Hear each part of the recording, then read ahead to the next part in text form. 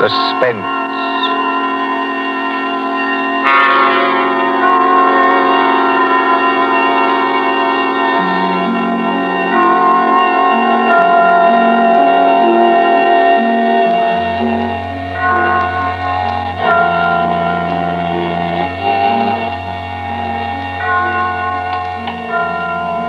Now let's see. Suspect, suspectant, suspend. Here we are. Suspense. The condition of mental uncertainty, usually accompanied by apprehension or anxiety. Fear of something which is about to occur, as do not keep me any longer in suspense. For our story of suspense tonight, we invite you to enjoy The Devil in the Summer House by John Dixon Carr.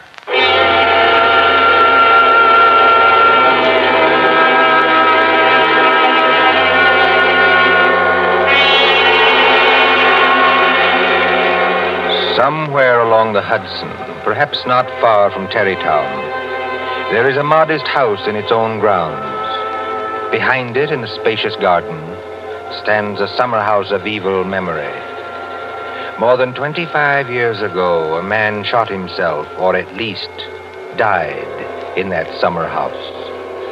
They found Major Kenyon with a scorched bullet hole in his head and the weapon beside him.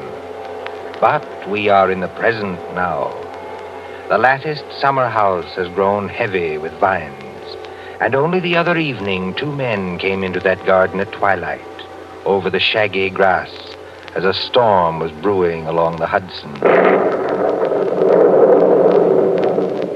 2 men, the lawyer from New York. Who's there? And Captain Burke of the homicide squad. Easy, my friend, easy. I was just going to ask you the same thing. My name is Parker. I'm an attorney. You're not Captain Burke. Yeah, the very same and no other. I thought I recognized you, Mr. Parker. Must be something important to bring you so far from New York at this time of night. I was in Tarrytown anyway. I thought there'd be a housekeeper here, but I don't see any lights. You've got business here?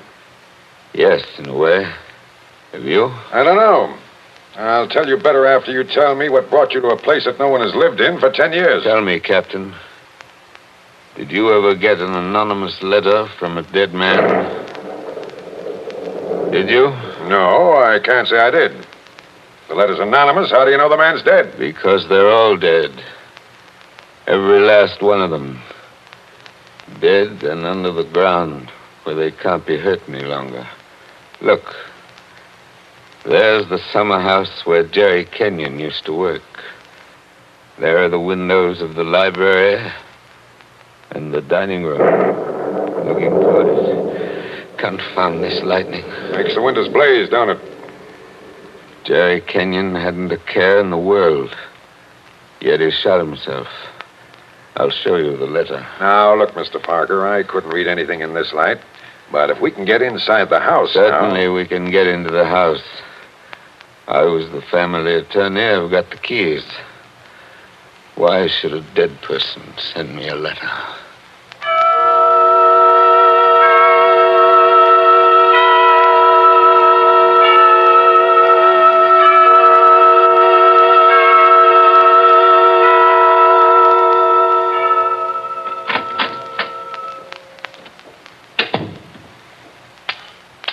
No lights working, eh?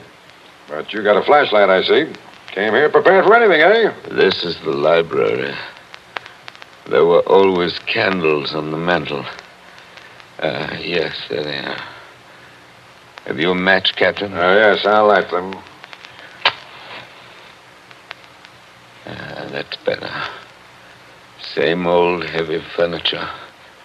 Same old thick carpet. Same old globe map. Now, Mr. Parker, this letter that you were talking about. Yeah. Read it. Hey, wait a minute. This thing is dated November 2nd, 1918. That's right, and be careful of that paper. You see how old it is? But it was mailed yesterday. From where? I don't remember. I didn't keep the envelope. Read it. Dear Joe. In case you didn't know it, I'm Joe. Dear Joe, if you want to know how Major Kenyon really died... But we know how he died. It was suicide. Are you sure it was? Whoever wrote this letter doesn't seem to think so. If you want to know how Major Kenyon really died, look in the third drawer of the desk in the library. Press hard at the back of the drawer. Yours very truly. It's not signed. That's right. Now, you're sure you don't know who wrote that letter? This is the first time I've been back in this room, Captain. It was almost a home to me once. There's the chair where Isabel sat on the afternoon it happened. Isabel was Jerry Kenyon's wife. Beautiful woman. There's the door that the maid let me in by that afternoon. You know, Captain, seems to me they're all here tonight. Who?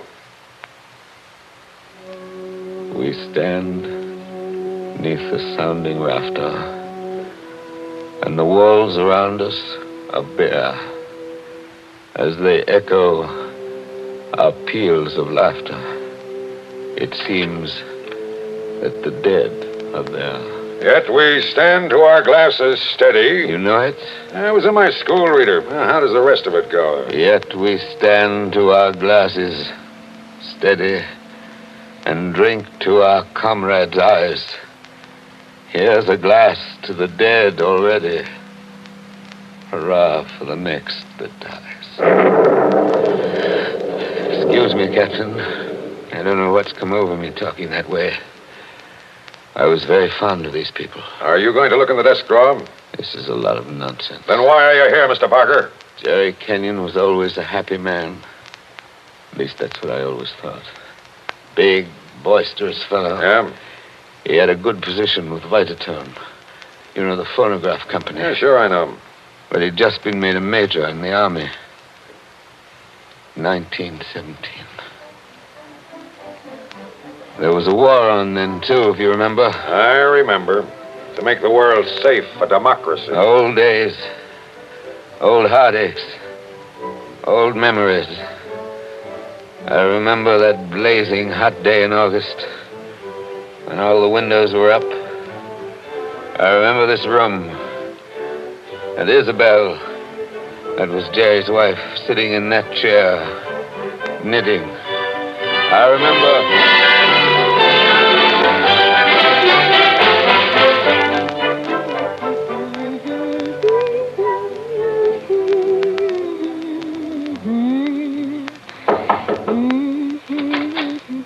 Oh, yes, Kitty. What is it? There's a man to see you, Miss Kenyon. He says his name's Parker. Yes, I'm expecting him. Show him in, please. All right, ma'am. Shall I take your knitting in your knitting bag? Why should you take my knitting? I don't know, Miss Kenyon. I just wondered. You can come in now. Thank you. Hello, Joe. Hello, Isabel. You sent for me? Joe, I must apologize for Kitty. Servants are getting to be a problem nowadays. She looks pretty enough to get along. Oh, Kitty's got large ideas. She wants to go on the stage, if you please, and do imitations, like Miss Draper. If she only knew how hard it was acting all your life. Isabel, you've been crying. I have not. At least, Is that why you sent for me? I've missed you. You haven't been here in over a week, Joe. I had an idea Jerry was getting a little tired of having me around this house. Oh, no, Joe. Why, Jerry... Yes, what about Jerry? I wish I knew, Joe. That's why I wanted you here. Where is he, by the way? I want to say goodbye to him before he leaves. He's probably out in the summer house where he works with all those papers. He's got a lot of work to catch up with. He's going overseas tomorrow. Yes, I know. He's out there. He's been out there all day. His last day here, and I've been alone. That sounded like a shot.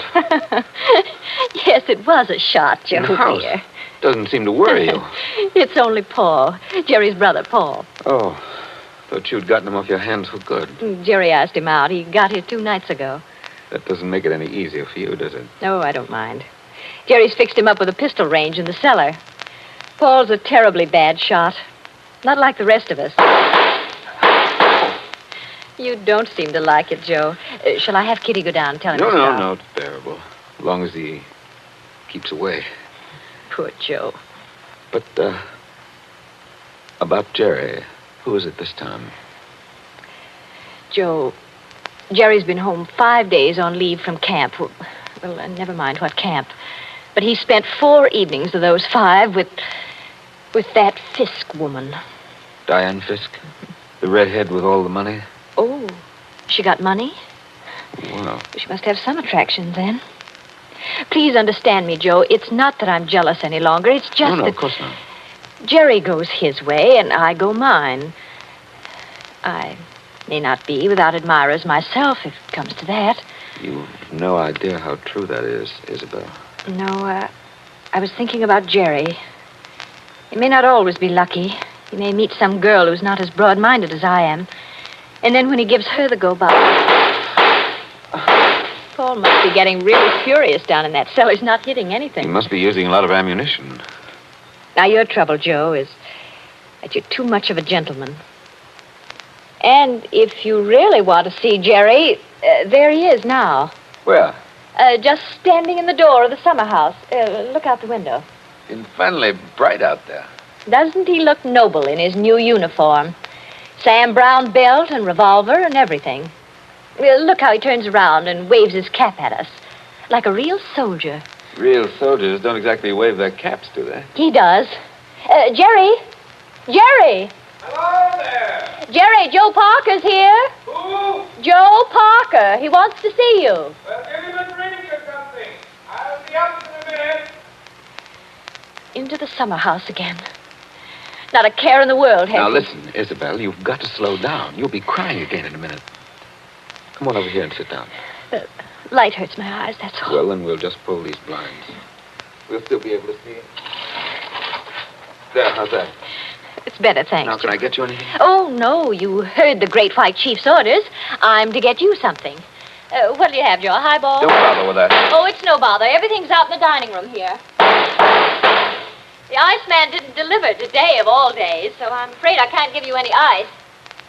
I read in the paper yesterday that we're likely to have automatic ice boxes any day now. Things that freeze ice by electricity or something. Do you believe that, Joe? I doubt it.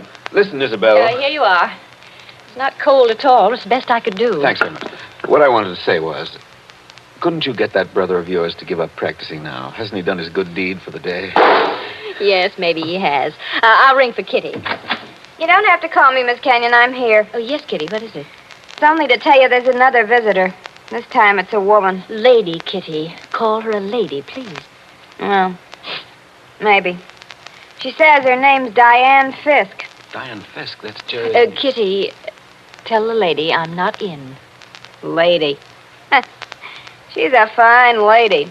I don't want to intrude, my dear. I don't want to intrude. Anyway, it's too late, Miss Kenyon. She's coming down the hall now. My dear Mrs. Kenyon. How do you do, Diane? This is a friend of ours, Miss Fisk, Mr. Parker. How do you do? Now, I don't want to intrude, really, I don't. I wouldn't have intruded for worlds, especially on a day like this. Isn't it awful? But your husband simply insisted, my dear Mrs. Kenyon. He simply wouldn't take no for an answer. I'm sure he wouldn't. Do you know what he's brought from his office as a surprise? No. A phonograph recording machine. He's going to let us use it. So that we can all hear ourselves talk twice. How nice. Heaven's name, can't somebody stop that firing? Don't fly off the handle. Take it easy now. Kitty, Yes, ma'am. would you please go down the cellar and tell Mr. Kenyon's brother he's driving us all crazy. Tell him to stop. Yes, ma'am. My dear Mrs. Kenyon, I do hope I haven't offended you in any way.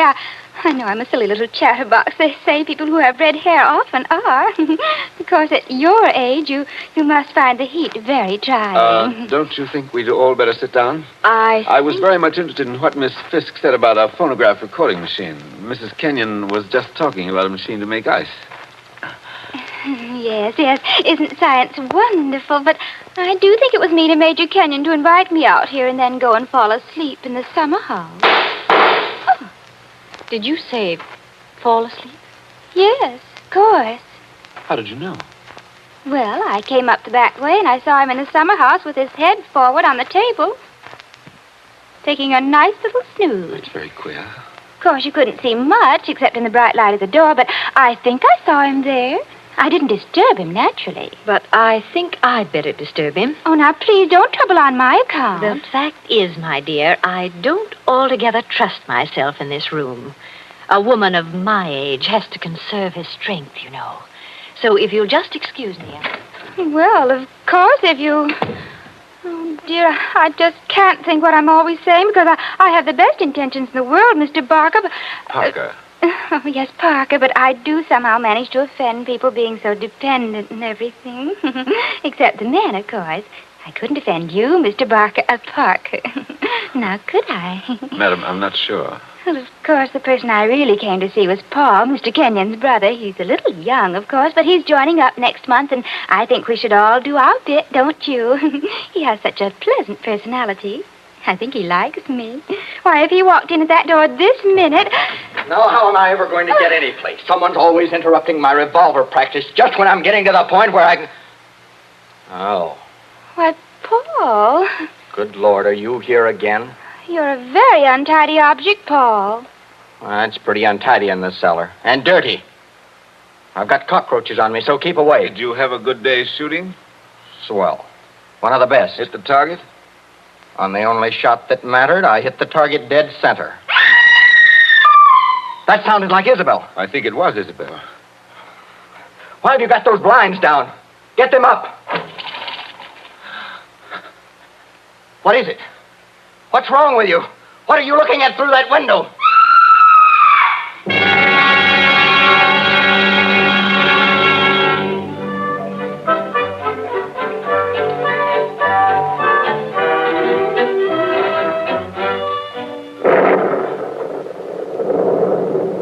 That was 25 years ago, Captain Burke.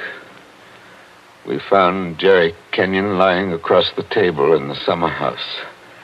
He'd shot himself through the head with his own revolver from the holster.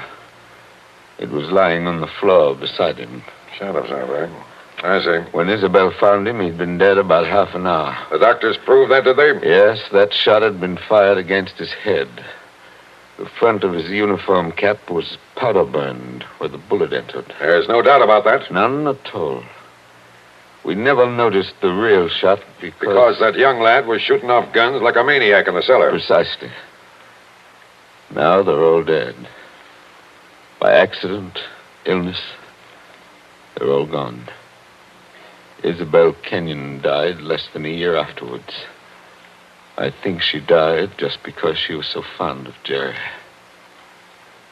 I suppose you've guessed my little secret. Oh, I think I can sort of read between the lines.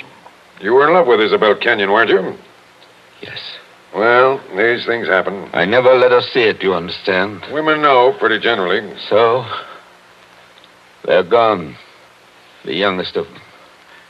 And I'm left alone with old tunes, old ghosts, wondering why the fellow ever killed himself. Why? Why?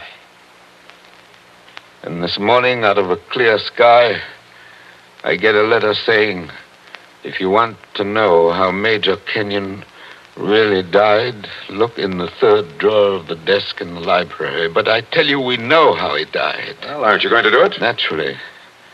I've got a key somewhere here that fits the drawer. Now, listen, Mr. Parker. In my father's country, in Ireland, they got a saying that when a man's going to commit suicide... I thought of doing that, too. Then the devil comes in and takes him by the hand and talks to him. They say you can see the devil as plain as I see you, just before you pull the trigger. The devil must have been in the summer house that afternoon, then. Oh, no, he wasn't. What do you mean? Major Kenyon didn't kill himself. He was murdered. My dear Captain Burke, the police covered all that at the time. Everybody had an alibi. They did they? Well, think of what I've told you. Isabel and I were together all the time. Paul, her brother, was shooting off guns in the cellar. Yeah? Diane Fisk. Yeah, what about her? Her chauffeur who drove her there swore he saw her walk straight up to the place. She passed the summer house, but didn't stop there. Well, that checks. Even Kitty, the maid, could prove she'd never stirred out of the house until just a minute or so before Isabel went herself. Oh, and why did the maid have to leave the house at all? She was taking Jerry the black coffee he drank every afternoon. He'd already been dead half an hour then. And that, my dear Captain, disposes of everybody. Well, now listen, Mr. Parker. You're a good guy, and I'm not going to hold out on you any longer. You see, I say Major Kenyon was murdered because I know he was murdered. By an outsider? By one of the people in the house. That's impossible. Is it? Well, why don't you open that desk drawer and see? What time is it? It's 7:45. 7:45, and I haven't got much time. For what? Holy St. Patrick, will you open that drawer? If it's waited 25 years, my friend, it can wait a minute more. I've got the key somewhere in this bunch of keys. Everything the same. Paul never altered what he inherited. Same old desk, same old phonograph. Same old...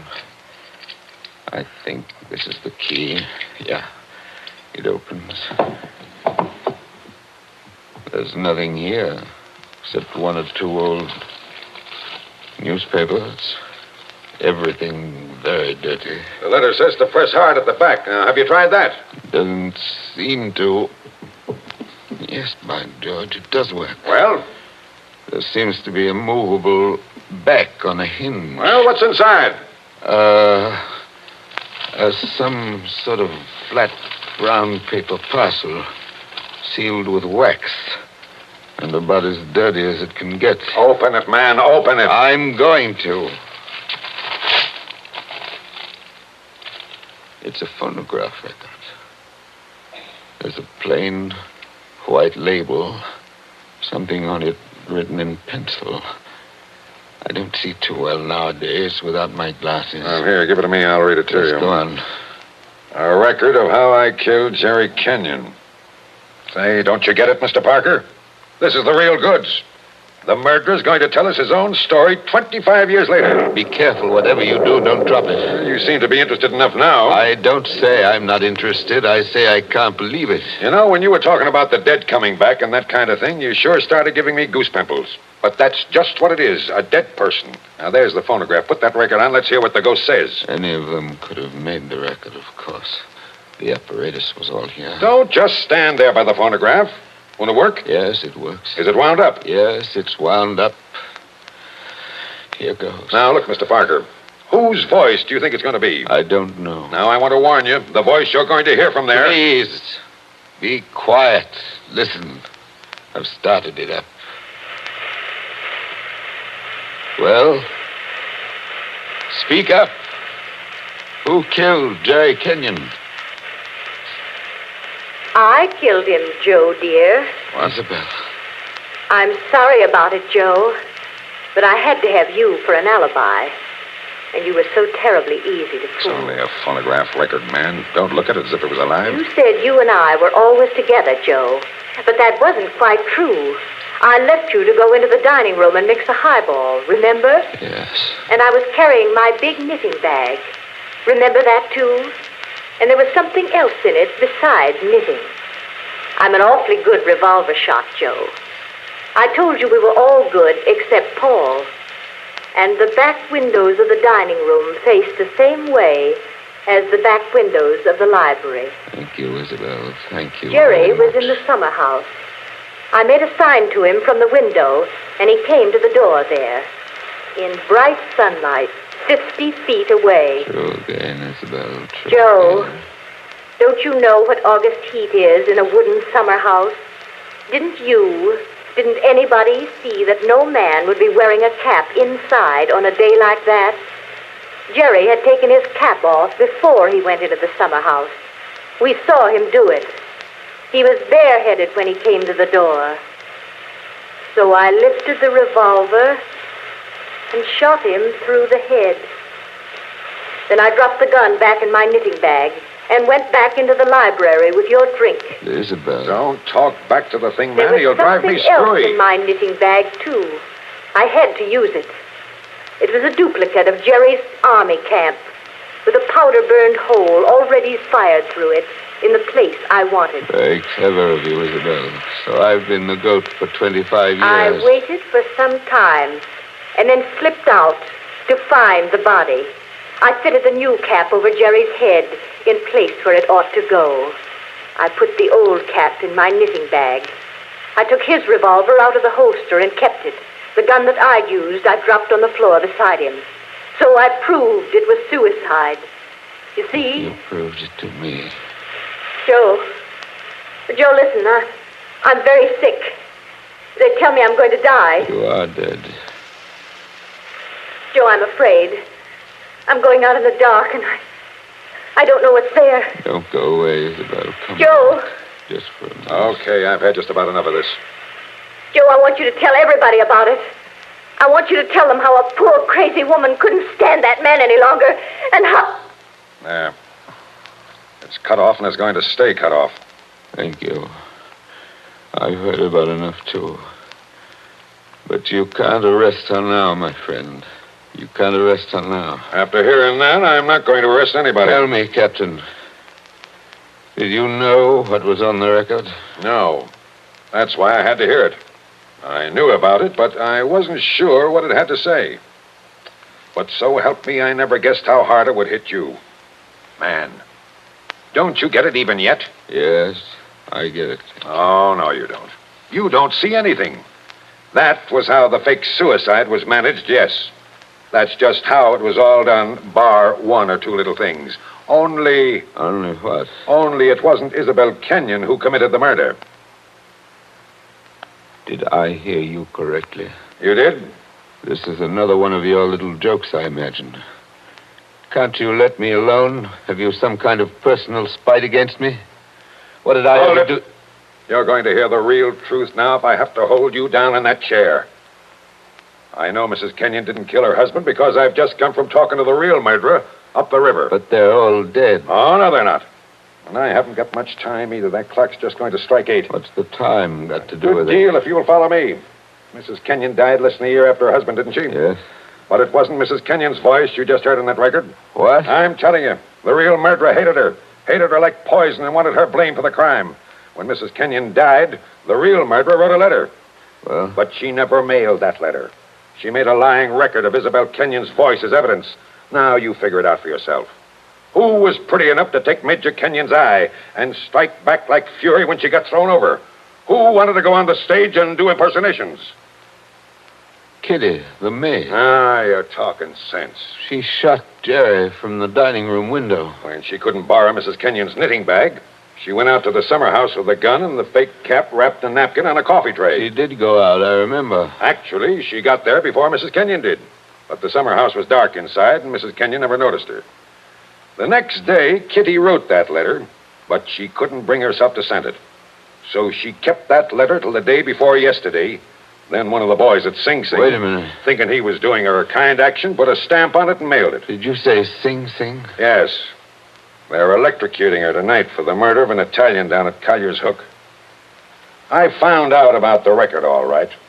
But the one thing I wasn't sure of was that she had done the job alone. Now, frankly, the way you acted, I thought that you might have been in on it, too. Well, that's why I had to hear it through. And it was anything but a joke.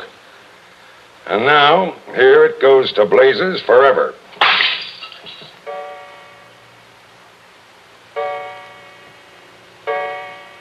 Eight o'clock. Now she's dead.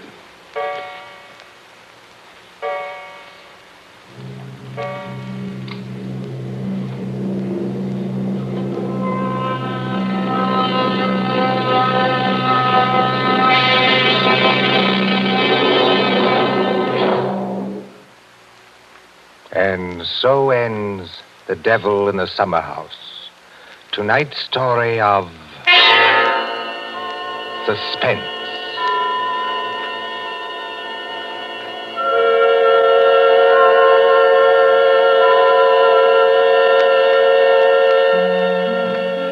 The part of Mr. Parker was played by Martin Gable.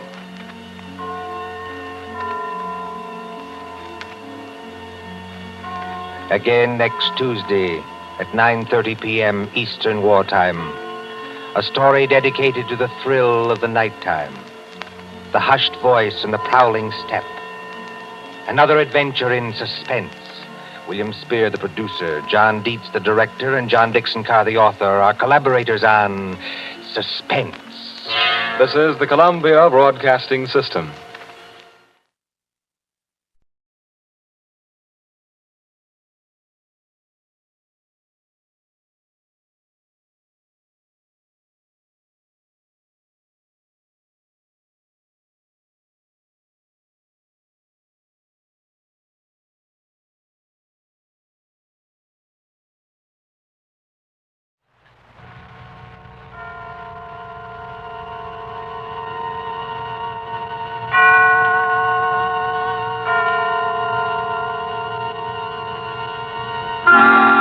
Suspense.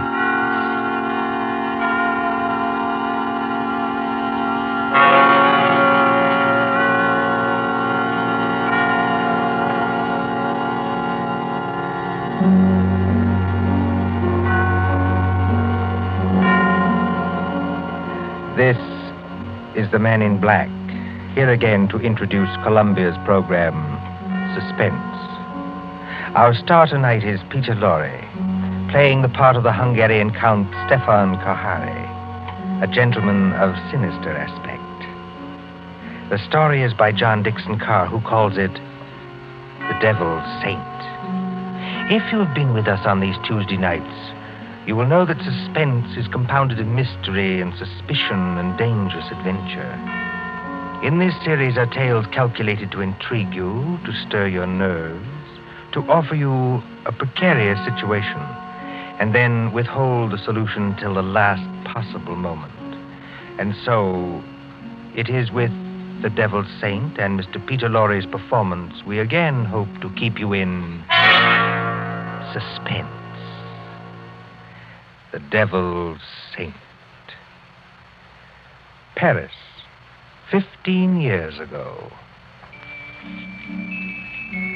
Paris as it used to be, when lights twinkled from the old Trocadero to the hill of Sacré-Cœur, when taxicabs honked and the beat of tangos swayed, and Chinese lanterns gleamed above the lake in the Bois, when, in short, you and I were young.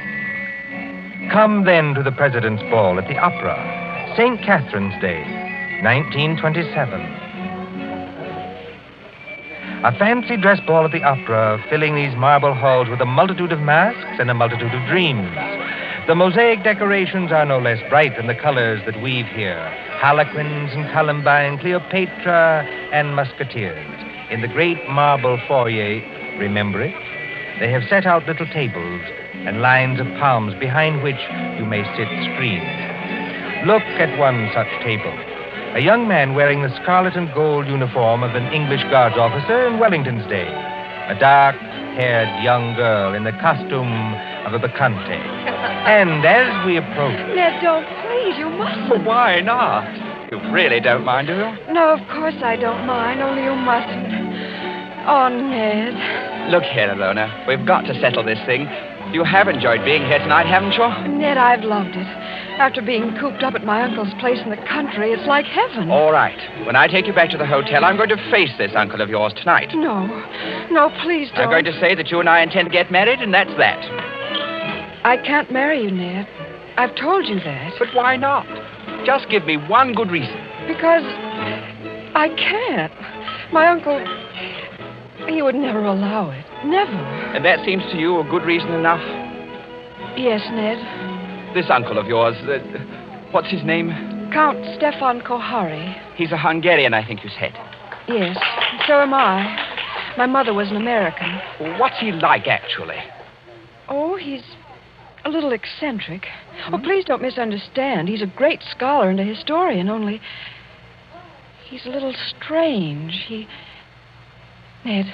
What is it? There he is now. Your uncle? Yes, that elegant man in plain evening clothes, with the Order of the Golden Fleece across his chest. Oh, I see him. Oh, he looks as black as a thundercloud. He's throwing those two dressed as devils aside as though they didn't exist. Give me my mask quick before he sees us. No, Alona. Why not? We'd better face this out now. Sit still. Good evening, Ilona.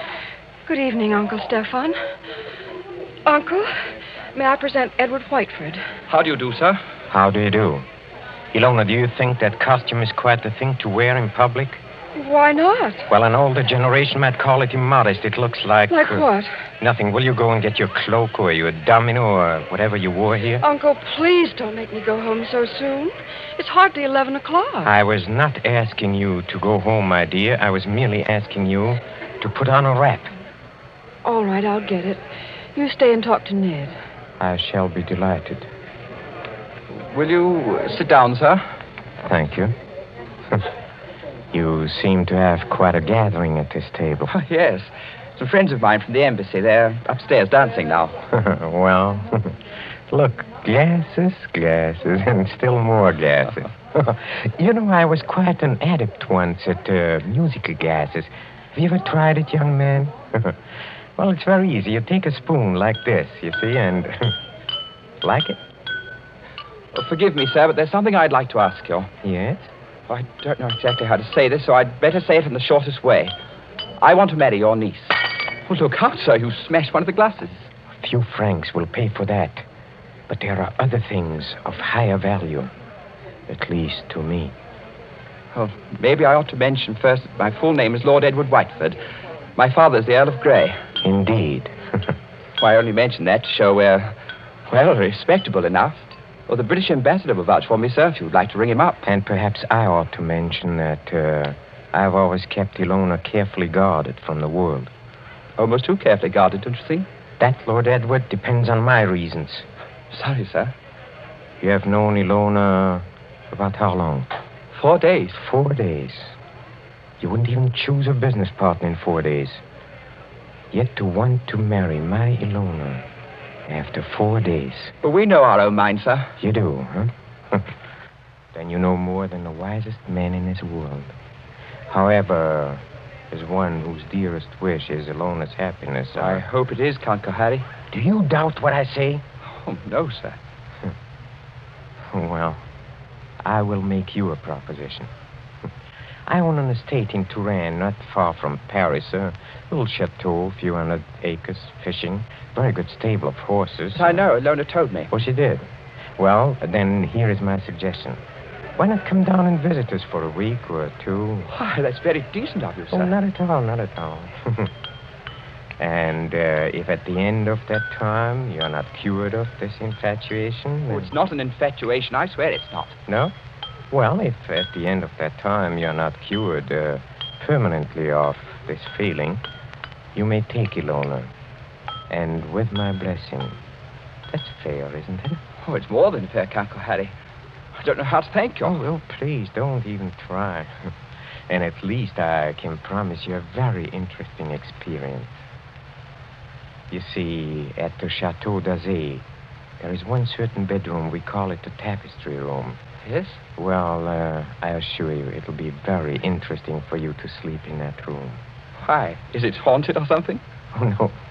No, not haunted. Well, now, if you don't mind, I shall say goodnight, and I hope I can trust you to bring Ilona safely to the hotel. Au revoir. Look over there. What is it, sir? Just look. Streams of our fellow guests pouring down the main staircase. Shapes of nightmare. Shapes of delirium. Insane dead masks. Only the eyes move. Wouldn't we be terrified, perhaps, if he would look behind those gargoyle faces? Oh, no, I don't think so. They're only ordinary people like ourselves. That, sir, is where you make your mistake. Well, I shall expect you for the weekend, and encore une fois, au revoir. Ned. It's all right, Ilona. You can come out from behind those palms. What was he saying? I couldn't hear. Ilona, it couldn't be better. Well, he's a very decent old boy, actually. And he's invited me to the Chateau d'Azay. Did he say anything about the tapestry room? Yes. He invited me to sleep there. And you said? I said I would, naturally. You mustn't do it, Ned. I won't let you do it. But why the devil not? Because everybody who sleeps in that room dies. Dies? Are you serious? Oh, Ned, please don't do it. Oh, nonsense. There are a lot of superstitions about every old house. This isn't a superstition, Ned. It happened once when I was a little girl. A man insisted on sleeping there. They found him dead in the morning. Yes, so. How did he die? They don't know. There wasn't a mark on his body. He wasn't shot or stabbed or strangled or poisoned or hurt in any way. He was just dead.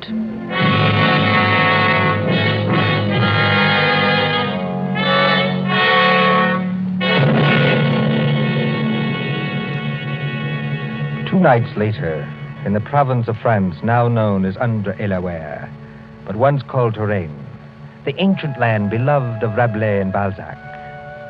But now, as the wind moans down the valleys, and rain flickers across the apple trees, and thunder stirs in those haunted hills, it can bring little comfort to a young man driven in an ancient carriage from the railway station along snake-like roads. To what destination? Ahead, a lift of lightning shows the gray walls and conical slate-roofed towers of a chateau set some distance back from the road. Lights shine from its narrow windows, dimly seen through the rain as... Driver! Coachman! Oui, monsieur. Is that the Chateau d'Azay up ahead? Oui, monsieur. I will take you to the very door if... If what? Why do you cross yourself? If I am permitted. What should stop you? Only fear, monsieur. And I am not much afraid. Listen. What was that? Only the dogs, monsieur. They keep many dogs, large dogs, at the Chateau d'Azay. Well, here we are. Bonsoir, monsieur. And if I may be permitted a word of advice... Well? Beware of the tapestry room.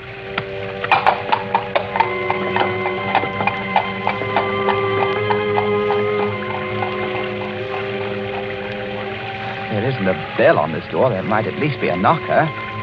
Ah, got it.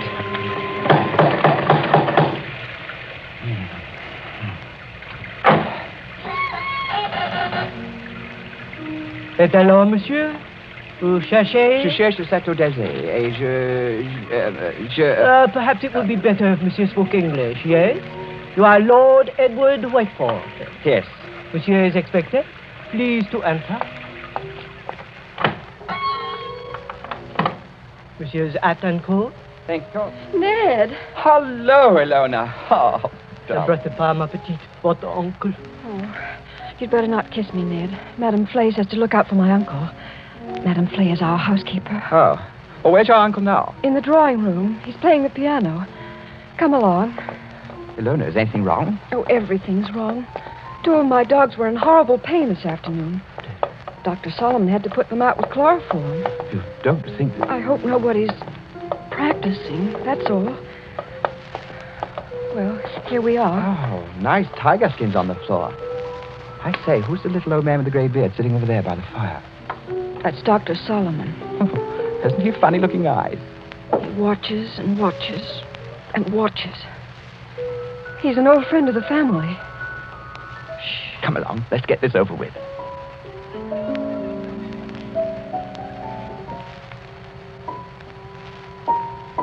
Ah, Lord Edward. Well, I see my niece has anticipated me. Welcome to the Chateau d'Azay. Thank you, Count Harry. Oh, you must be very wet after your long drive. Go up to the fire and warm yourself. Madame Flay. Yes, monsieur? Please tell Antoine to take our guest's luggage up to the tapestry room. The tapestry room, monsieur? That is what I said, Madame Flay. Yes, monsieur. By an odd coincidence, Lord Edward, Dr. Solomon and I were just discussing the fate of the last person who slept in a tapestry room. This is not good, my friend. This is against my advice. It's against his advice. Here, Dr. Solomon croaking. This is not good, I tell you. It is the wrong season of the moon. The wrong moon. But there is no moon tonight. It's raining cats and dogs. Don't talk about dogs. Nevertheless, it is the wrong season of the moon. I say no more. Cheerful blighter, that doctor. Don't do it, Ned. I won't be responsible if they make you do it. But look here, Count Harry. What did happen to the last bloke who slept in the tapestry room? You mustn't call him a bloke, sir. He was a very saintly gentleman. The Bishop of Tours. That was some time ago when Ilona was only 15 years old, but surely she must remember it. I remember it. The church, said our bishop, has no use for superstitions. Well, he insisted on sleeping there. I made it as comfortable for him as possible, but he was found dead next morning with a crucifix still in his hand. Was it poison? There was no poison, monsieur. No. Here, Dr. Solomon. It's true, Ned. Well, there were just two very curious things. You see, in connection with that death, on a mantelpiece there was found burning a stick of incense. Just ordinary incense, nothing wrong with it. Yes, sir? And under the dressing table, the police found it was an empty jar of ointment. Now, use your wits. A dead man, some burning incense, and an empty jar of ointment. What do you make of that? Oh, I don't make anything of it. It's crazy. Please do not speak like that. I'm sorry. It is still the wrong season of the moon. Well, what I really meant, sir, was this. Is there any reason for this story of death? Reason? Any legend attached to the room or anything like that? Yes, there is. Well, sir? Well, we are a very old family, Lord Edward. Old and perhaps accursed. When my ancestors moved from Hungary to France in the 17th century, they brought certain beliefs with them. The old religion. The old religion? Yes, the cult of Diana, the cult of Janus, the cult of freedom and fertility. The witch cult, if you prefer. Oh, now look here, sir. Must we talk about this? Well, you smile, but when I say the word witch, you think of some humorous picture on a Halloween's card. It was very different in the Middle Ages, believe me. Then, my friend, there existed an organized religion which rivaled the church. There were many to worship unashamed at the grand Sabbath. Many to receive all favors from Saturn, their master, and to dance forever, joyously in the red, flaming quadrilles of hell. Some 200 years ago, an ancestress of mine, Katerina Kohari, was tortured to death in a tapestry room for professing the old religion. Many persons have not thought it safe to sleep there since. Are you answered? Oh, come, sir. This is some kind of elaborate joke, isn't it? Joke? The Bishop of Tours did not find it a joke. Not a mark on his body. I assure you as a physician, not a mark on his body. No, not a mark on his body. Here, Dr. Solomon. Yes, I hear him. Well, understand me, Lord Edward, there's no compulsion in this. If you do wish to sleep in that room, all right. If you don't ridiculous. wish... I'm not afraid to sleep there, sir. Well, I thought perhaps you wanted to change your mind. Oh, never. Would you like me to make a wager on that? What sort of wager? Well, if I spend the night in this famous room and come out of it alive... Yes? Will you give your consent to the marriage immediately? Tomorrow morning? Tomorrow morning? Why? Because I don't think the atmosphere of this house is good for a loner. What do you say? Will you do it?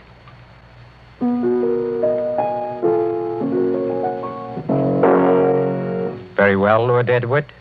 I accept the terms of your wager. Don't do it, Ned. For the love of heaven, don't do it.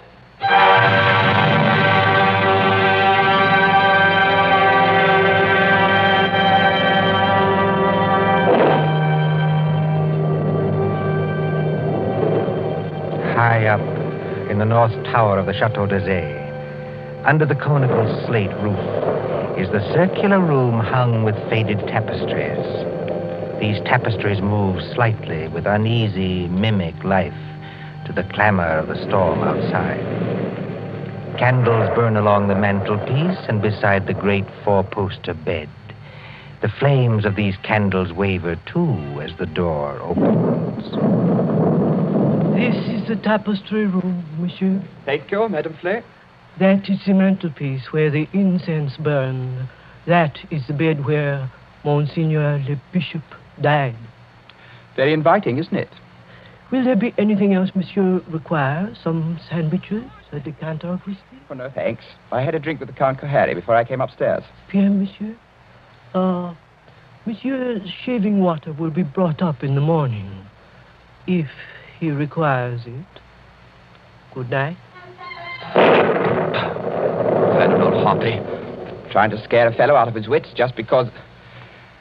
Oh, I hope they built a good fire anyway. Didn't realize how cold it was. Temperature must have dropped. What's that? It's me, Ilona. May I come in? No, Ilona. Get out of here. That's not very gallant of you. No, I mean, I don't want you exposed to whatever it is. Ned, listen.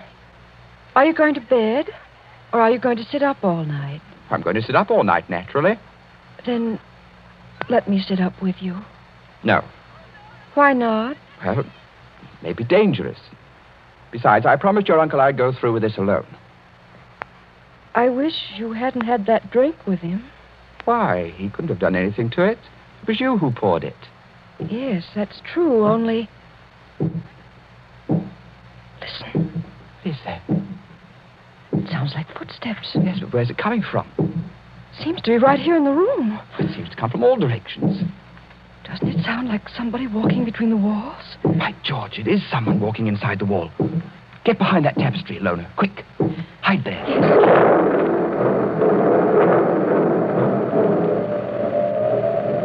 Count Kohari. Where did you come from? Oh, forgive me, Lord Edward, for seeming to appear out of the wall and between the tapestries. Like Mephisto appearing to Faust, huh? And this red dressing gown perhaps adds to the effect, too. How'd you get here? A passage between the walls? Yes, exactly. Little device my ancestors for visiting this room. You know, they invented that when its occupant was so unmannerly as to bolt the door. Door's not bolted. You could have walked straight in. But I couldn't have done it unobserved. No. Maybe not. Have you had any other visitors, Lord Edward? No. Are you quite sure of that? Quite sure. Well, then, since nobody saw me come here, I'll just sit down by the fire. Please sit opposite me. Is this the showdown, sir? I don't understand. Well, there's got to be a showdown between us. Is that why you're here? Oh, I'm here, young man, to explain certain things to you. Will you have a cigarette? Thank you. Oh, they're perfectly all right. That is what you're afraid of? I'll have one, yes. A light? Thank you. Well, when I was discussing the witch cult a while ago, you didn't appear to think I meant what I said. Do you want a perfectly frank answer to that? Yes. I think you're mad enough to mean anything. What you say, in a sense, is quite true. See, in an old and inbred family like ours, the mind can crack and the fantasies of witchcraft become as real, well, more real than the living world. Let me give you an example. Go on. The saucer on a table beside you is Ming porcelain. It was once owned by Katerina Kohari, a martyr of the old religion. Yet you are using it as an ashtray. Oh, I beg the witch lady's pardon. I'll blow off the ash. Well, that's a very dangerous remark, sir. Don't you understand that the worship of evil can be as strong and compelling as the worship of good? That the devil can have his saints, too? That to a sick brain which knows but can't help itself, you have profaned this room merely by entering it. And therefore, you deserve to die. Like the Bishop of Tours? Exactly. You're not going to tell me the devil killed him? The devil's agent may be flesh and blood. Then it was murder. Oh, of course it was murder. Murder so cunningly contrived that no one ever saw through it. Go on. I asked you before to use your wits on this problem. Well, look, incense was burned in this room. You know why? Suppose you tell me. Well, obviously, I think to conceal something else, which would be too easily noticed. To conceal what? For instance, the smell of chloroform. Chloroform? Yes. A drug not very well understood by laymen. Dr. Solomon, by the way, was using chloroform this afternoon to dispose of some dogs. So I've heard. Well, Dr. Solomon is old and very forgetful. You mean chloroform could be stolen? Oh, yes, it could be easily. Now, suppose I take a pad saturated with chloroform. I place it over the mouth and nostrils of a man already sleeping or drugged, so that he gets no air. Wait a minute. That won't do. Why not?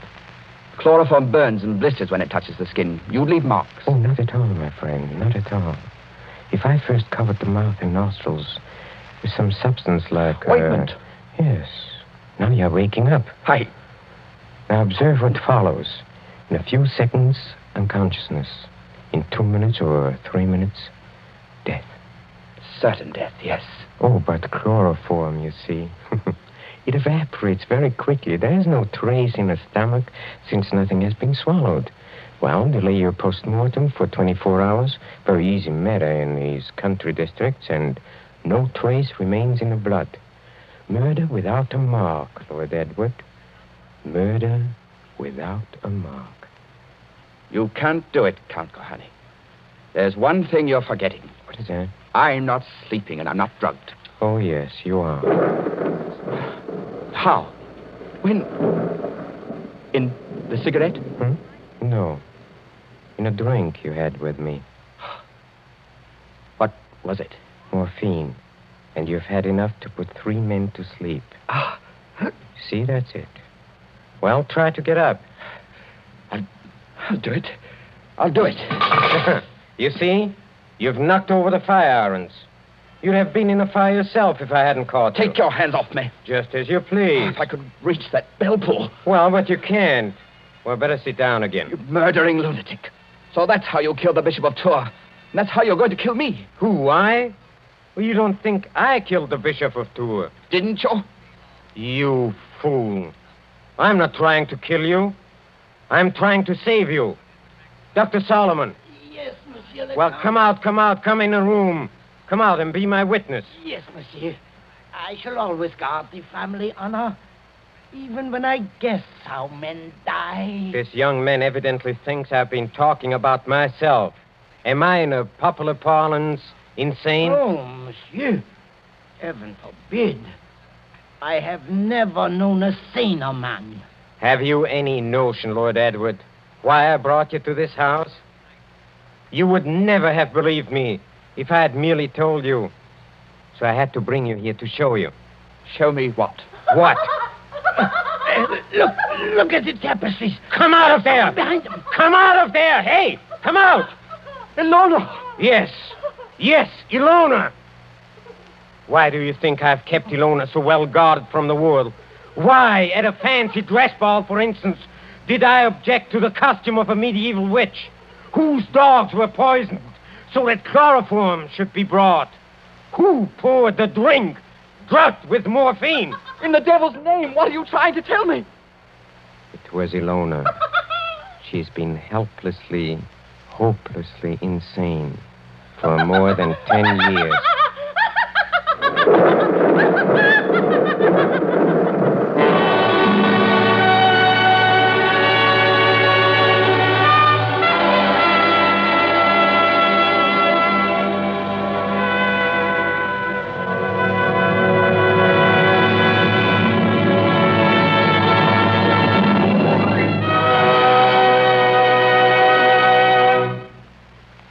And so closes The Devil's Saint, starring Peter Lorre.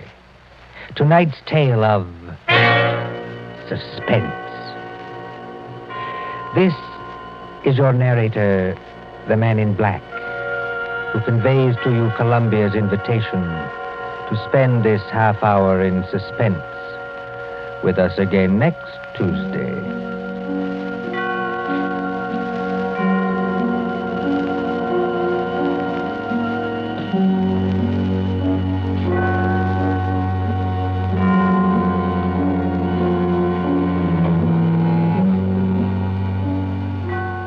William Spear, the producer, John Dietz, the director, Bernard Herrmann, the composer-conductor, and John Dixon Carr, the author, are collaborators on Suspense.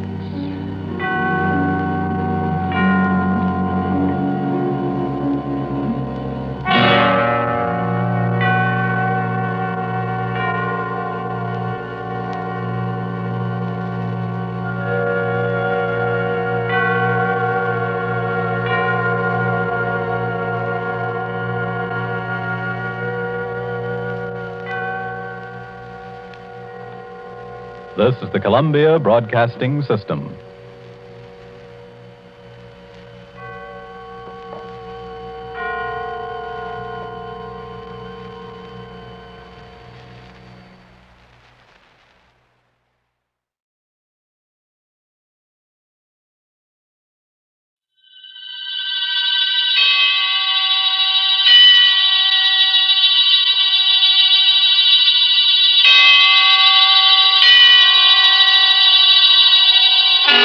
Suspense.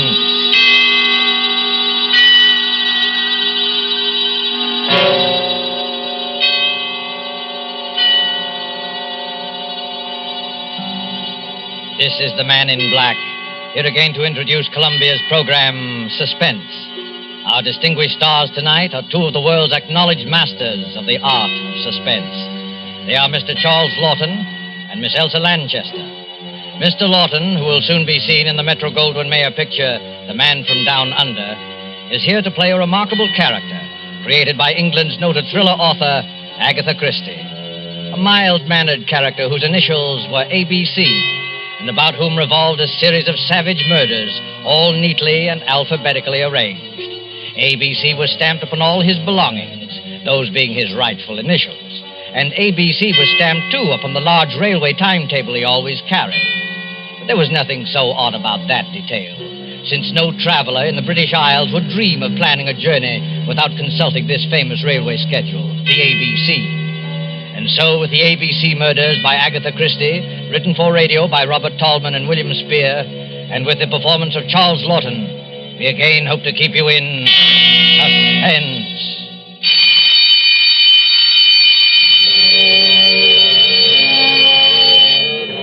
When the time for closing bell rang in the public library, Alexander Bonaparte Cust started, picked up his battered briefcase with the almost faded initials ABC, closed the book he had been reading, and shuffled over to the librarian's desk.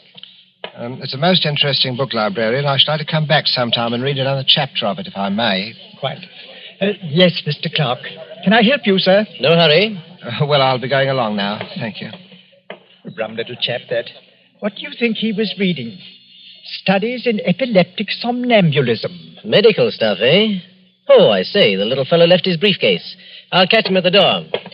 I say, sir, just a moment. You left something. Oh, dear, it's my briefcase. I'm terribly sorry. I seem to be getting more and more forgetful lately. Why, only the other day I left it on the counter in a tobacco shop. Lucky you have those initials. Not many people with the initials ABC sticks in your mind. What do you mean by that, sir? Well, after all, they're the first three letters of the alphabet. Practically the first thing we learn, you know, isn't it? Our ABC. Don't mention those letters to me. They've brought bad luck to me in more ways than one. Really? How's that? Well, I used to be a travelling salesman, and I used to carry one of those railway timetables in my pocket, the threepenny kind, in which they list the towns and all the railroads alphabetically. Oh, of course. Printed right on the cover, isn't it? Hey. ABC. Yes, that's right, sir. Well, stockings was my line, sir. I did door-to-door selling. Whenever I finished one town, out would come that timetable, and I'd look up the next stop on my route. I got sick of the sight of that ABC railway guide, I can tell you, sir. It was like a symbol of failure to me. One dingy little town after another, and all listed in that railway guide with ABC printed on the cover. My own initials staring out at me from every newsstand and every dirty little railroad station in the Midlands. Oh, come on. It couldn't have been as bad as all that. Matter of fact, I never noticed it till I began to get the headaches. Oh, you suffer from headaches? Yes. Have you seen a doctor about it? Oh, no. I wouldn't want to see a doctor about it. I already know what brings them on. Well, if you'd rather not talk about it... Oh, no, it isn't that at all, sir. It was just such a long time ago. During the last war, in fact, Chateau Theory. Chateau Thierry? I say, what a coincidence. I was in the thick of that myself. Yes, we must get together for a drink one day, talk over old times. Franklin Clark is my name. Oh, I'm pleased to meet you, Mr. Clark. My name's Cust. Alexander Bonaparte Cust. Well, they must have expected great things of you, giving you a name like that. I'm afraid they did, Mr. Clark, yes. I'm very much afraid they did.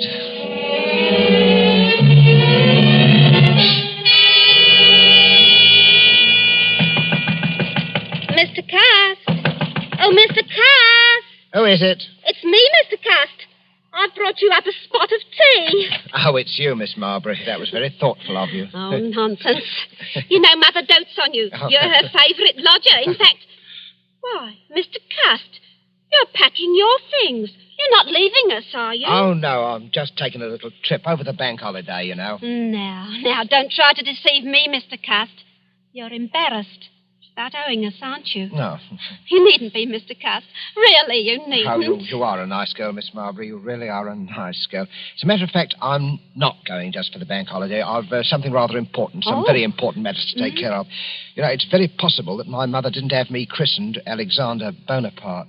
Cust for nothing. Oh, have you got a position, Mr. Cust? Well... What is it? Well... Oh, come, Mr. Cust. You can tell me, can't you? Well, Miss Lily, I can tell you this much. I shall be travelling quite a lot. In fact, where did I leave that ABC Railroad guide? Oh, yes, here it is. First stop, Andover. Andover? That's not very far. No, but I must be getting on if I don't want to miss that train. Now, let me see. Have I got everything? There's my spectacles and my overcoat, my typewriter, my walking stick. Did I ever tell you the history of this walking stick, Miss Marbury? It's a Scottish piece, very old. It's always is antique. You know, they used to kill people with these back in the days of the old clan wars in Scotland. I wonder how many heads this one has bashed in. Mr. Cust. Oh, please, what a terrible way to talk. Yes, I'm sorry, Miss Marbury. I am a little bit surprised at myself talking like that. It must be my new job. It's gone to my head a bit. That's it. It's gone to me head. Have you got an aspirin by any chance? I've got an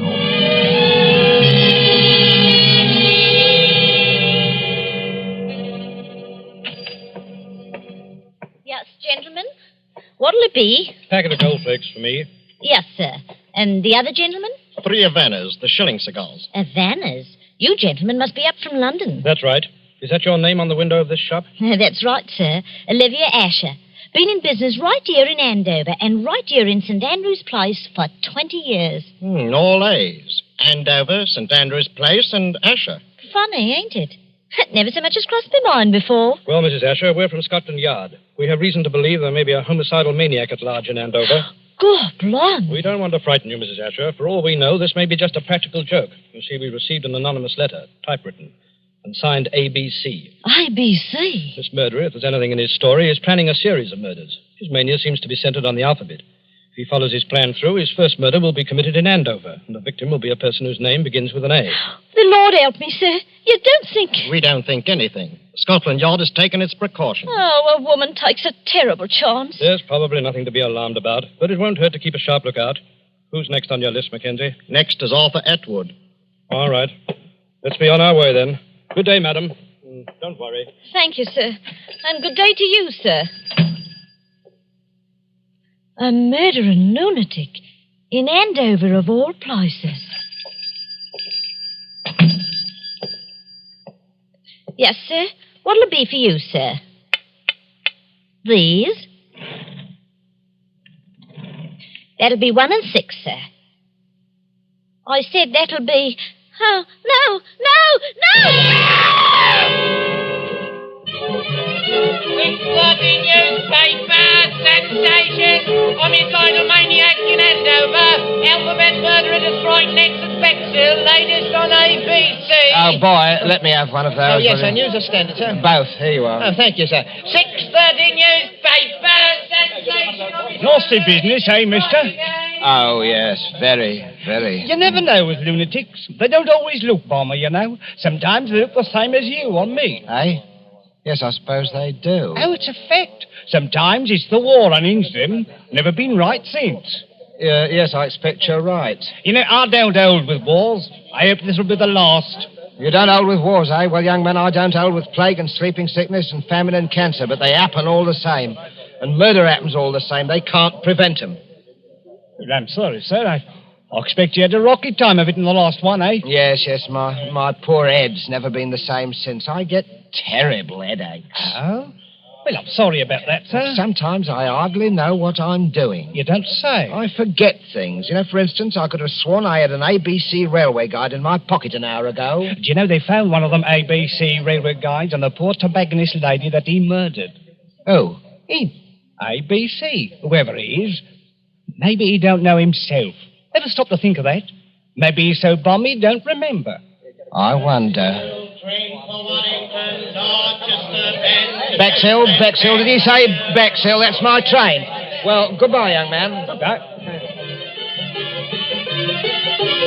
6:30 newspaper, sensation, homicide, lunatic to strike police tracing typewriter on which murder notes were written to strike at Bexhill, latest on ABC Alphabet Murderer.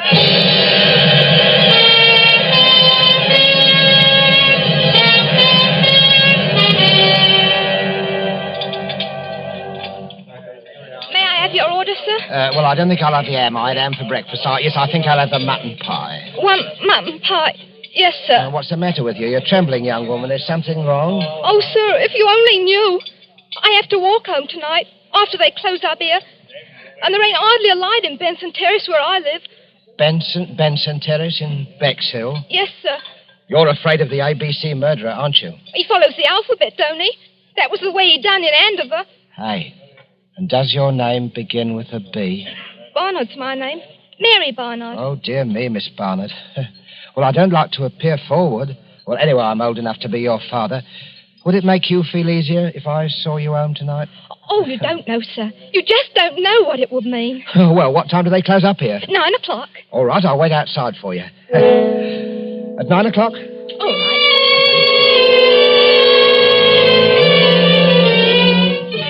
Ladies, waitress brutally murdered in Bexhill. ABC strikes again. Here you are, sir. Scotland Yard receives third murder note. Alphabet murderer to strike again in Chester. Yes, sir? Third class, single, to Cheston.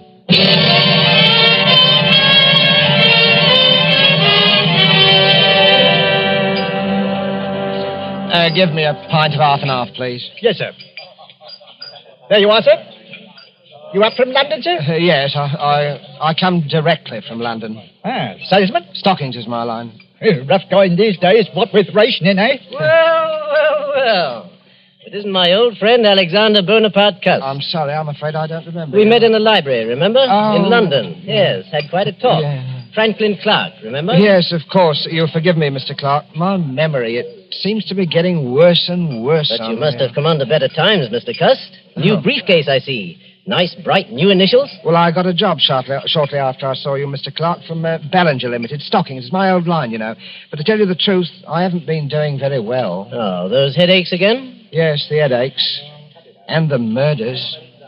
The murders have upset me something terrible. Oh, well, you're shaking like a leaf, man. No. Hey, Jonathan, a brandy for Mr. Cust. He Thank needs you, it. sir. The trouble with you, Cust, is you're inclined to be morbid.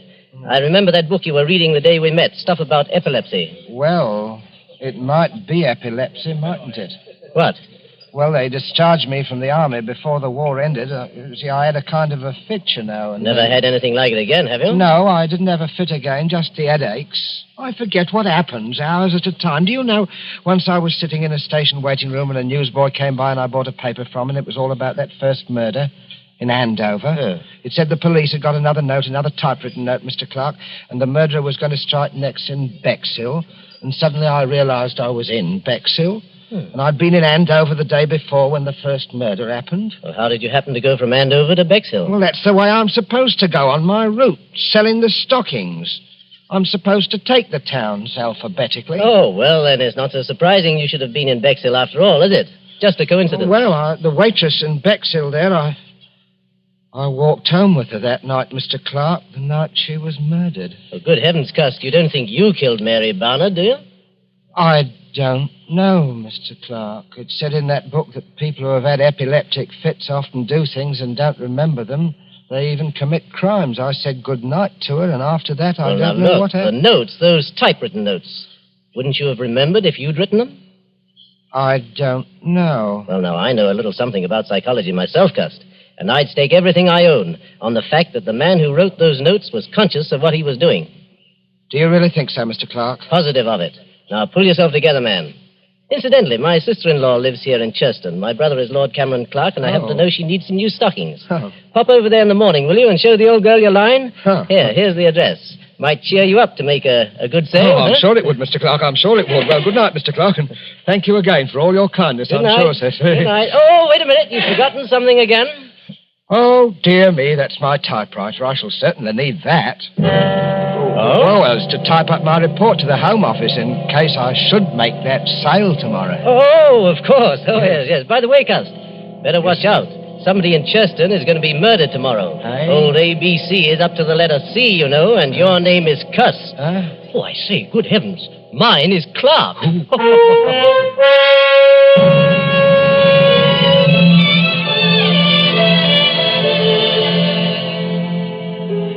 Well, thank you again for your generous order, Lady Clark. I hope you'll be pleased. This line of woolen lined stockings is one of Ballinger's best buys right now, Lady Clark.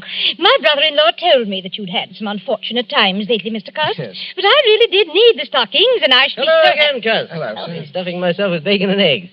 Make a sale, old boy? Oh, yes, Mr. Clark. Thank you very much. Good, good. Louise is filthy with money, and her ladyship's legs are in constant need of recovering. Oh, I wouldn't say that, Yes, sir. really. She wanted the stockings. Well, thank you very much, my lady. I hope I shall have the privilege of serving you again next year. Goodbye, Mr. Cust, and good luck. Cheerio, Cuss. Such a nice little man, Franklin. He's a bit off his nut, I'm afraid. Last night he tried to convince me that he was the ABC murderer. His initials, you know. He has minor lapses of memory. That little man a murderer? Oh, really, Franklin? Good Lord, what was that? One of the maids. Where's that girl? What's going on? In the master's bedroom, my lady. You better go with her, Mr. Franklin.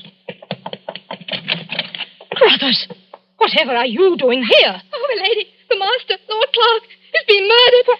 Stabbed with a knife. He's all over blood. Murder? Oh. Good heavens. Why, look there on the floor. A railway guide and ABC. Take me out of here, Franklin. Oh, Louise, I'm sorry you had to see this. Oh, Cameron. My poor Cameron. Who never made an enemy in his life. The man who did this was a maniac. And I'm afraid I know who he is. He always carried a walking stick with a heavy carved handle. That's how the other murders were committed, with a heavy stick. But he wasn't carrying his stick today.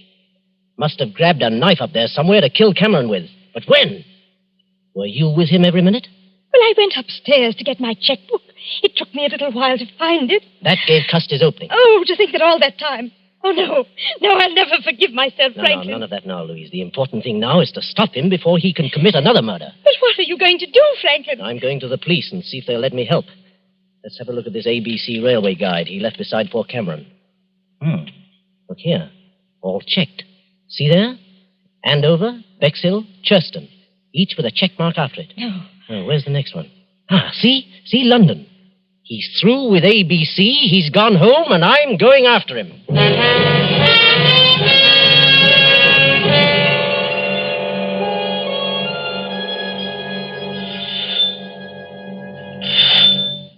Yes? Well, Mr. Cust, come in. Whatever kept you away so long? Miss Lily, I've got to talk to you alone. Oh, well, I'll go up with you. I want to show you the new curtains I put up in your room anyway. Oh, you are a nice girl, Miss Lily, really, you are Yeah, a nice let me girl. carry one of these, Mr. Cust, the typewriter. No, I'll carry my own things, thank you. Oh, Mr. Cust, you're trembling. Oh, dear, you do look a fright. Look, I'm going to straight and get you a hot foot bath. No, not now, please, not now, Miss Lily. There's no time for it. What is it, Mr. Cust? Close the door and lock it. Are you in some trouble, Mr. Cust? I'm in terrible trouble, Miss Lily. I want you to hear the story first from me. You're the only one who has ever been my friend. Oh, I've had a lonely life, Miss Lily. Oh, poor Mr. Cust. Poor Mr. Cust. That's what they always say about me. Poor Mr. Cust. I thought you were Oh, different. don't take on so, Mr. Cust. It was only a manner Oh, of you speaking. don't need to worry. I'm all right now. I never get 2 spells in one day. Spells? Mr. Cust, I don't understand. Well, you heard of the ABC murders? Shocking affairs. But, Mr. Cust, why Miss are you Lily, saying... the police will be here at any minute. Please let me finish. I don't want you to think harshly of me, Miss Lily. I didn't plan it ahead. My instructions told me where to go. Some people can't help what they do. There are diseases. Epilepsy, for instance. You do things you don't remember. You commit crimes. And I'm like that. Oh, Mr. Cust, I can't believe it. When I was a child, Miss Lily, they used to badger me about my name. My mother worshipped strength. She named me after the strongest people she knew about in history. Alexander and Bonaparte. But nobody ever called me by those names. They called me ABC. ABC. I used to dream I was boiling in a kettle of alphabet soup. I was a terrible disappointment to my mother. Mr. Cust, you're unsettled and tired. You've got to hear me out, Miss Lily. Oh, You've got... my Now, arm! listen to me, You're Miss Lily. hurting me, Mr. I could have been a hero once in the army in the last war. I was happy. I could have made something of myself. Then I started getting the headache. No, Mr. You must hear me out, Miss Lily. I started forgetting things after they discharged me from the army. Shock, they called it. I used to have dreams. I was a great ruler. The destiny of men was in my hands. I had the power over them of life and death. Let me go. Oh, please let me go. First, there was Andover, that tobacconist. I can't even remember what she looked like. Then there was Bexhill. I walked home with a waitress from the station restaurant. She was murdered, too. In Cheston, I sold a dozen pair of stockings to a lady, and while she was upstairs getting her checkbook, her husband was murdered on the floor where I was waiting. And now I've come back here. Maybe the alphabet charm is over. Or is it? This is London. L. Your name is Lily. Are you trying to frighten me, Mr. Cust? I am trying to convince you. You, murderer? I'd as soon believe it as my own mother. What about this? Look at it. Oh, no, no. Look closely at it. I found it in my briefcase when I came on the train, Miss Lily. This knife murdered a man in Churston just 3 hours ago.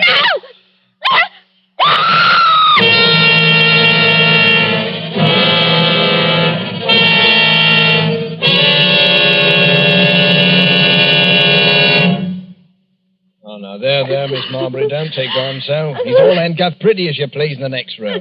But he was such a nice man. I still can't hardly believe it. Is this the knife he threatened you with, Miss Marbury? Yes. We just got here in the nick of time, eh, Croom?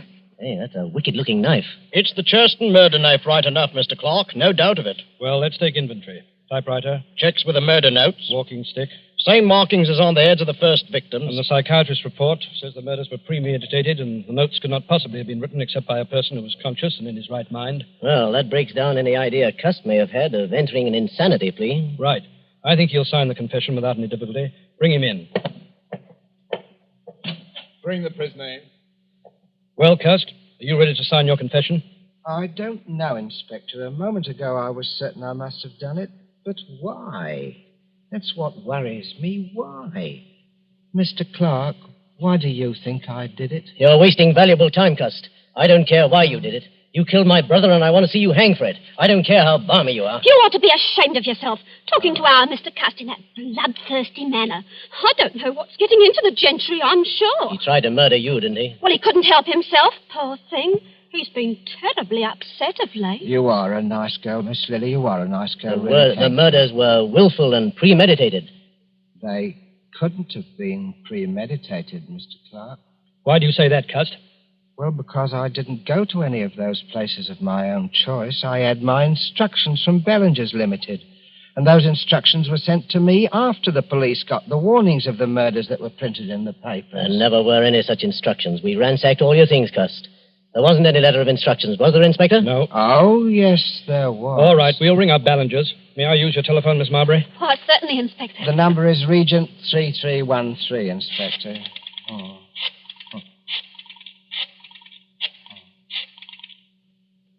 Ballinger's, are you there? Put me on to personnel. Oh, Mac, start packing those exhibits, will you? Oh, right, sir. Crome speaking, Scotland Yard. At what date did you employ a commercial traveler named Alexander Bonaparte Cust? No, Cust. A.B. Cust. Initials A.B.C. Yes, yes. Never employed by you. You're absolutely certain? Did you send a man to Andover or Bexhill last week? Not on your route. Thank you. That's all I wanted to know. Too bad, Cust. I guess this knocks out your last ghost of a chance, doesn't it? No, Mr. Clark. Because, you see, the instructions were in a letter, and that letter is right in this room. Well, let's have a look. Come on, Mackenzie, give me a hand. Let's go through these things again. It won't do you any good to look there, Mr. Clark. I have the letter. Would you like to see it, Mr. Crome? It's here. Well, I'll be... Where did you get that? It wasn't on him, Inspector. I'll swear to that. Where did you have this hidden? Well, Inspector, it isn't generally known, but I do wear a small hairpiece. Not out of vanity, mind you. I find it necessary for the business. Let's see that letter. Oh, gladly. Dear Mr. Cust, enclosed find advance. Typewriter is being posted today. You will... What a lot of nonsense, Inspector. Look at the typeface of that letter. It's obviously written on Cust's typewriter. Yes, that's right, Mr. Clark. And the man who wrote that letter was the murderer. Cool as you like, he sent the typewriter to me and instructions on one of Ballinger's letterheads and the money and everything else. What kind of stunt are you trying to pull here, Cust? No stunt. It's just that when you made that telephone call, Inspector, and Ballinger said I'd never worked for them, I knew that the typewriter must have been sent to me by the murderer.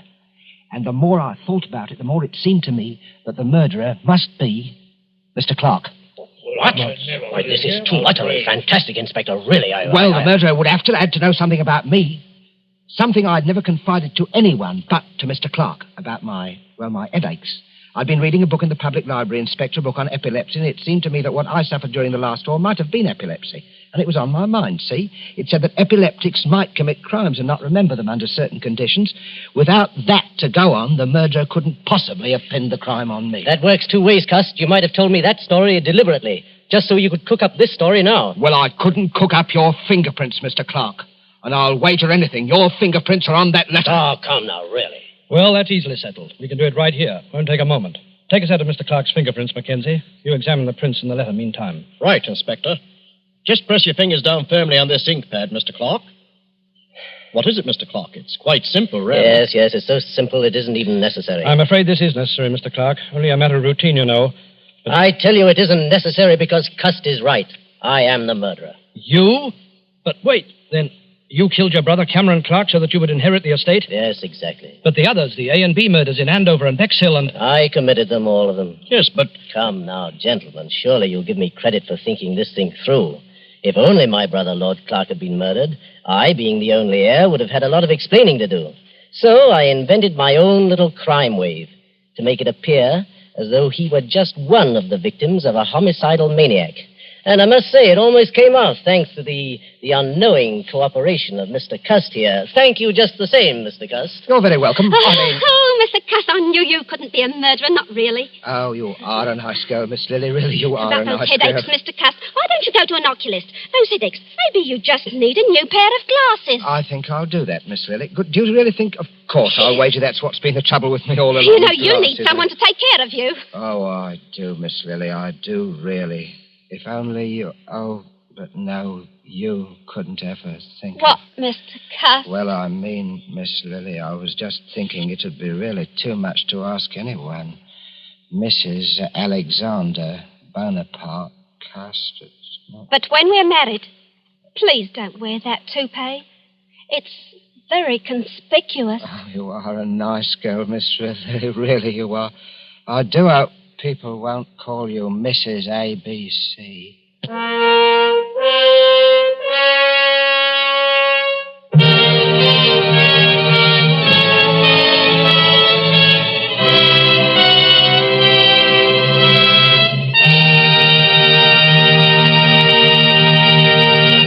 And so closes the ABC Murders, starring Charles Lawton with Elsa Lanchester and Bramwell Fletcher. Tonight's tale of suspense. This is your narrator, the Man in Black, who conveys to you Columbia's invitation to spend this half hour in suspense with us again next Tuesday, when Agnes Moorehead will return to our stage as star of the suspense play called She Overheard Murder Speaking.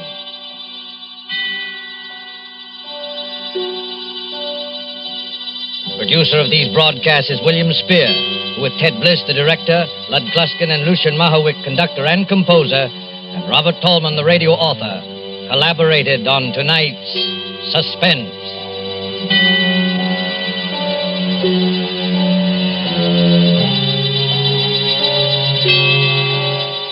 This is the Columbia Broadcasting System.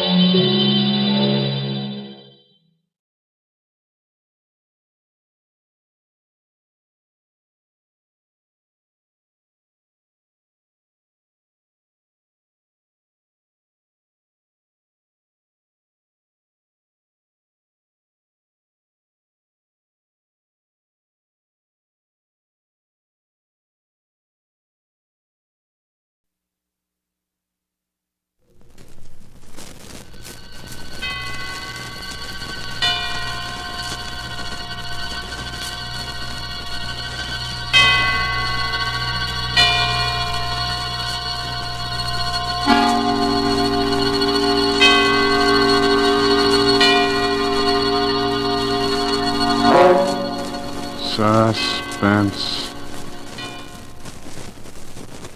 For you men and women in the armed forces of the United Nations, we present one of America's top spine-tinglers. A radio rebroadcast of a program dedicated to the mysterious, the unusual, and sometimes the supernatural. a program of suspense. The producer of Suspense asks you to almost believe that the following is true. Very well. Standing beside me, surrounded by 2 guards, is a man who in a few short hours is to be put to death in the electric chair. His last request to the warden was that he be allowed to speak on this program and reveal what he calls some startling information. The warden naturally turned to us, and we at once complied, anxious at all times to do anything, however strange, that will hold our listeners in suspense.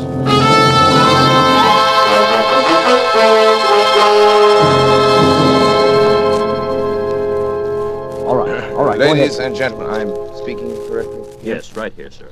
Thank you. Ladies and gentlemen, this broadcast will never be completed. I'm going to tell you a story. The story involves a number of famous and influential people here as well as abroad. These people have received warning from me, and I'm sure all of them are making it a point to listen to me now. I shall not name these great, these rich, these influential gentlemen until my story is over. They will recognize the story, they will remember me, they will take the necessary steps for my reprieve. I shall expect a full pardon and safe conduct to a neutral country. These are my terms. I shall expect word of this to be brought to this studio during this broadcast. But as I have warned you, this broadcast will never be finished. You will never hear those names. It is certain my price will be paid.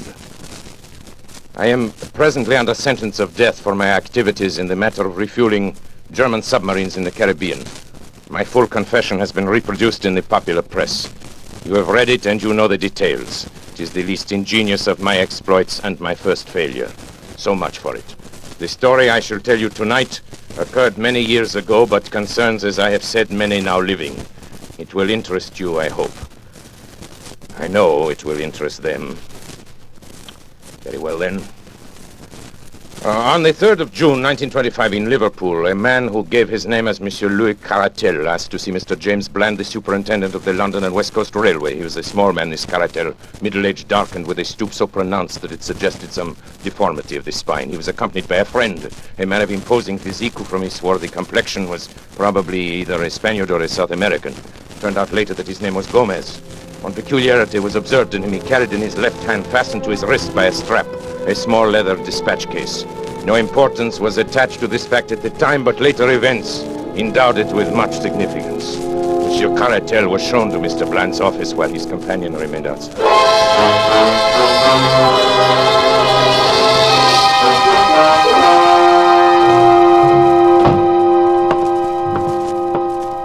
How do you do, monsieur?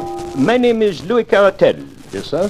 What can I do for you? I have just arrived from Central America this afternoon. It is extremely urgent that I reach Paris without a moment's delay. Paris, eh? That's too bad. Just missed the London Express. I am not interested in the London Express.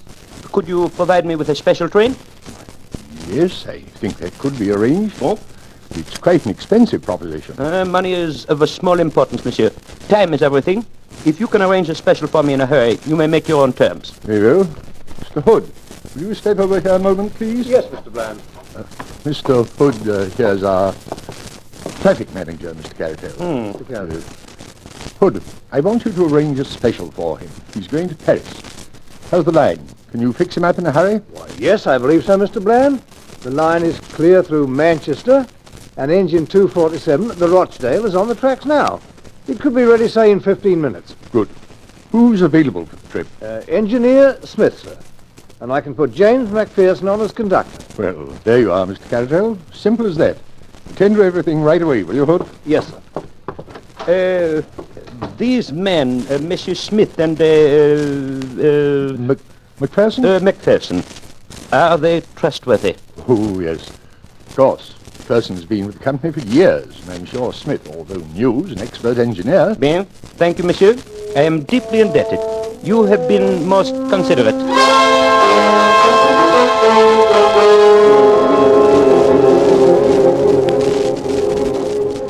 At At 4:31 exactly by the station clock, the special train with Caratel and Gomez steamed out of the Liverpool station. The line at that time was clear and there should have been no stoppage between Manchester. At 6:15, considerable surprise and some consternation was caused among the officials at Liverpool by the receipt of a wire from Manchester to say that the special had not yet arrived. An inquiry directed at once to St. Helens, which is a third of the way between the two cities, elicited the following reply. To James Bland, Superintendent, Liverpool. Special passed here at 4:52. Well up to time. Dowser, St. Helens. The wire was received at 6:40. At 6:50, a second message was received from Manchester. No sign of special as advised by you. And then, 10 minutes later, a third, more bewildering. Presume some mistake is the proposed running of special. Local train from St. Helens, timed to follow it, has just arrived and has seen nothing of it. Kindly wire advices. Manchester. The matter was assuming a most amazing aspect. Although in some respects the last telegram was a relief to the authorities at Liverpool. If an accident had occurred to the special, it seemed hardly possible that the local train could have passed down the same line without observing it. And yet, what was the alternative? Where could the train be? A telegram was dispatched to each of the stations between St. Helens and Manchester, and the superintendent and his traffic manager waited in the utmost suspense at the instrument for the series of replies. The answers came back in the order of questions, which was the order of the stations, beginning at St. Helens. Special passed here 5 o'clock. Collins Green. Special passed here 5:06, Earlstown. Special passed here 5:10, Newton.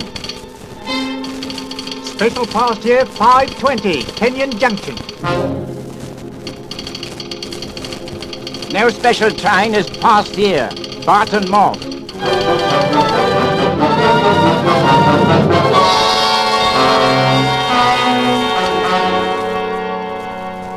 Hood, this is unique in my 30 years of experience. I can't understand it, Mr. Bland.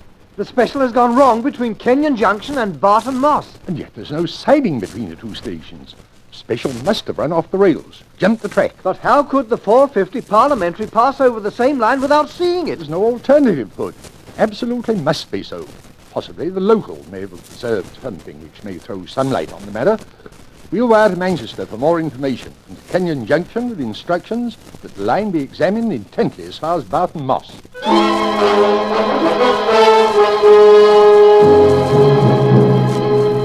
The answer from Manchester came within a few minutes. No news of missing special. Driver and guard of local train positive no accident between Kenyon Junction and Barton Moss. Line quite clear and no sign of anything unusual. Manchester.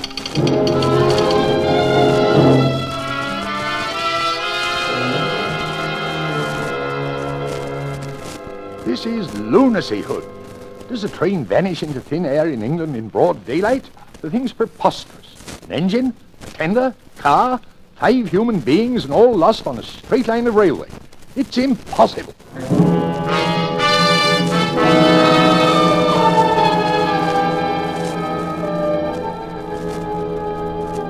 A month elapsed, during which both the police and the company prosecuted their inquiries without the slightest success. Mr. Bland, at the end of this period, offered his resignation. It was accepted. The affair remained unsolved. A reward was offered and a pardon promised in case of crime, but they were both unclaimed. Every day the public opened their papers with the conviction that so grotesque a mystery would at last be solved, but week after week passed by, and a solution remained as far off as ever. Then a new and most unexpected incident occurred. This was nothing less than the receipt by Mrs. McPherson of a letter from her husband, James McPherson, who had been conductor of the missing train. The letter, which was dated July 5, 1925, was posted from Mozambique, Portuguese East Africa, and came to hand upon the July 14th. My dear wife, I've been thinking a great deal, and I find it very hard to give you up. I try to fight against it, but it will always come back to me. I send you some money, which will change into 20 English pounds. This should be enough to bring you here. Things are very difficult with me at present, and I'm not very happy, finding it so hard to give you up. So no more at present. From your loving husband, James McPherson.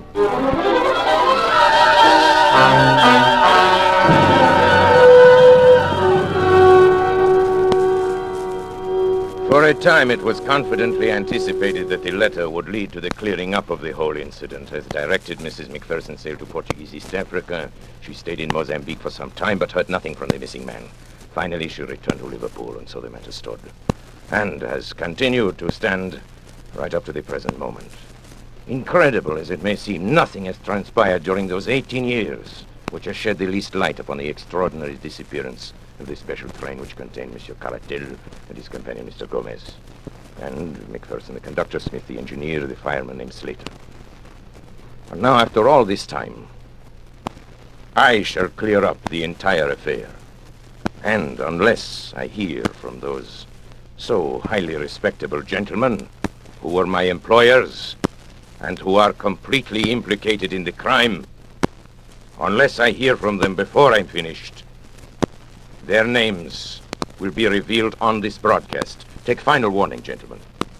You know I mean what I say. If you are smart, you are at this moment arranging my reprieve. I must remind you, time is short. You have just 6 minutes. Now, for the interest of my other listeners, I shall resume the story of the lost special.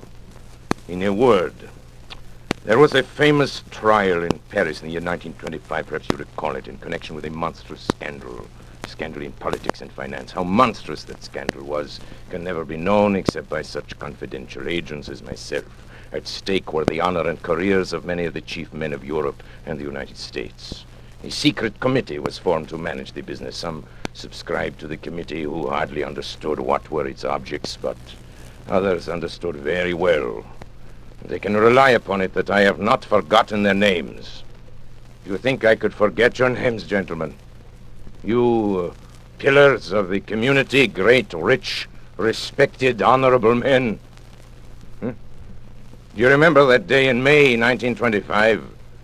The fashionable country club, remember? And the golf game that was played there that spring morning? Ladies and gentlemen, that was the strangest golf game ever played in the history of the world. Rat, look at that drive.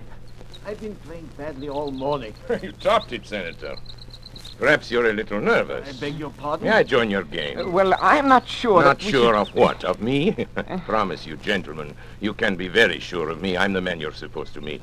The distinguished congressman here can vouch for me. Yeah, he's the one, all right. Yes. This is Delerniak. Mr. Delerniak, may I present... My name is not really Delerniak, gentlemen, but I am sure that bothers you no less than it does me. Besides, there is no need for introductions. I know everyone present by sight and by reputation. My drive, I believe. Thank you. Not so good. 200 and, about 50 yards. I hope I'm not going to continue in this way. You're sure we can talk safely here, Frank? How do we know Please that... set your mind at ease. We shan't be overheard in the middle of a golf course. There is no convenient hiding place here for dictaphones, even in the rough, where I notice you're playing the greater part of your game, Senator. You must be nervous this morning. I know, but I don't like it. I don't like it at all. Well, it's not the superlative course you are accustomed to on your own enormous California estate, sir, but it's going to have to serve our particular purpose. Oh, by the way, let me compliment you on the way you have had your syndicate of newspapers handle the recent strike situation and the editorial which appeared under your own signature this morning. Yes, well calculated to stir up trouble with the labor. Let's get on with our business. Yes, Mr. Delerniak... At your service, sir. And may I suggest we continue our game? I know the absence of caddies is an inconvenience. Mr. Delerniak, Certainly. in June, a month from now in Paris, there will be a most important trial. Ah, yes. During its progress... pardon me, are you referring to the Serinsky trial? Yes. You know about it, then? Well, certain interesting details. I know something about it. It's my business, after all, to keep myself informed about these matters. It is not for nothing that I am known as the most... Let me efficient of all continue, agents please. provocateurs. This trial, I'm Yes. speaking in the utmost confidence, you understand. This trial could, if certain evidence were introduced, could have a very serious effect upon the prestige and standing of some most important men. I'm sure In of fact, it could even... You're shivering, Senator. You find it cold out here? No, No, get on with it, Frank. Get to the point. For heaven's sake, please. The evidence which one man could bring to the trial could ruin these men. Without it, the trial will collapse for want of facts. But if this one man arrives in Paris, Quite evidently, you do not wish him to arrive in Paris. No. Gentlemen, you have come to the man. This sounds indeed like the sort of thing which no one in the world can manage with such skill and success as myself. I must admit, however, that my services come rather high. Well, it's only natural, since there is only the one. money makes no difference. We have formed a group, a committee, and we have the command of an unlimited amount of money. Absolutely good. unlimited, you We hear. will name people and places now. Who is the gentleman whose appearance in Paris would cause such regrettable embarrassment? His name is Caratal, Louis Caratal. He knows everything. He has papers, documents, all I the understand. evidence. Where is this Monsieur Caratal at Well, present? he's sailing from somewhere in Central America within the next 2 days.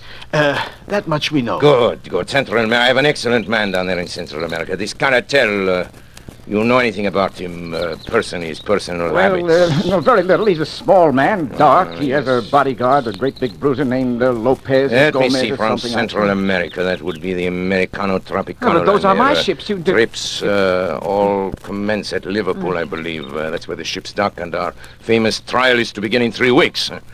That would mean that Monsieur Caratal would go directly to London, and I imagine that once there he would be heavily guarded, since it can be no surprise to him that you gentlemen are not without connections in the British capital. That's good, clean See, thinking. this is not so simple as some of my other exploits. A simple assassination. There's your ball, sir. You're playing a Dunlop 38, aren't you? Oh, yes, to be sure, yes. Quite. As I said, a simple assassination, the usual clumsy job, will not do here. The documents might, after all, be found. The bodyguard might survive somehow, and then we have accomplished nothing, not so? Yes. Are you going to play? Yes, of course. Topped it again, I'm afraid. Shall we proceed?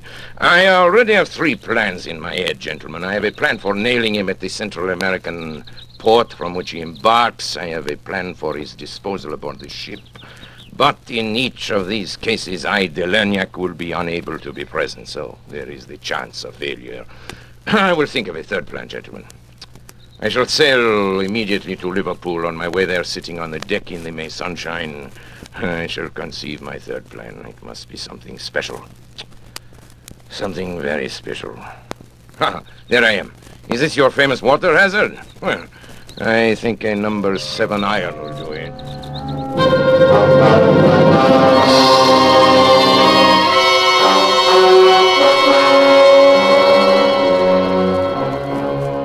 And thus I undertook to bring about the complete destruction of Monsieur Caratelli's bodyguard companion Gomez and his documents.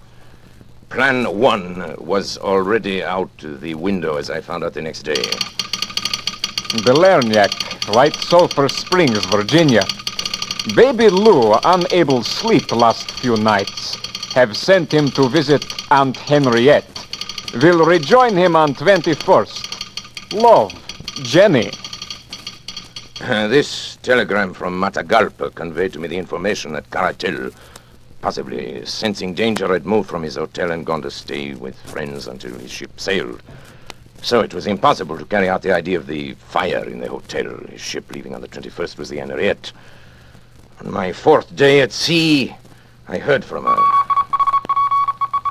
Delernac, Berengaria. Ship-to-ship communication from Henriette Tropicana line. Presented Grace your box of chocolates. Louise has given up candy for Lent. Grace still wants us all together for 29th birthday party. Will be really special. Ralph. This meant that poison had been given to Gomez, the bodyguard, in an effort to get him, at least, out of the way. He had been unable to succumb to it. He'd thrown off the effects, and is evidenced by the report that we would all be together on the 29th. Now, Caratel had refused to eat the food containing the poison. So much for Plan 2, which was not worthy of me anyway, since there was always the possibility of the bodies being found in the ocean. The man Gomez was carrying the documents in a dispatch case strapped to his wrist, and I must tell you something now. I was glad, mind you, that we had failed so far, for the plan I had conceived on the night I arrived in Liverpool was so magnificent, so absolutely unprecedented in the annals of crime, that I owed it to myself, to my employers, and to history to carry through. The inspiration came from the words in the code telegram which indicated that Cartel would arrive in London and hire a special train there to convey him from Liverpool. My British agent, Mr. Moore, and I contrived to buy over several officials of the railway. Now, here begins the story. First, the division head, who helped us employ James McPherson, whom we contrived to be the conductor of any special train we designated. Then further, at a sum that would make them independent for life, we bought over an engine driver named Oswald Smith and the fireman John Slater. These men, we arranged with the division head, would be assigned to whatever special train was hired by Cartel. On the afternoon of June 3rd, as I was sitting in my room at the inn at Barton Moss, the call I had been awaiting came through. It was McPherson reporting. Hello, Mr. Delanyak. We shall be leaving in a few minutes. He's hired the special. Good. Smith will be engine driver and Slater fireman. And of course, I'll be in charge. What about Moore? Will he be aboard? Afraid not, sir. He gave them quite a story about having to reach his sick wife and all. But Caratal would have none of it. You said, though, sir, that it didn't matter. It does not matter. What time will you pass Kenyon Junction? Let me see, sir. If we leave the next few minutes, we should be there at 5:10. 5:10. It's a 49-minute run, sir. 45 minutes. I can make it, but delay all you can before you start. Yes, sir. I guess it's all up to you from now on. Best of luck, sir. Oh, here they come, sir. Goodbye.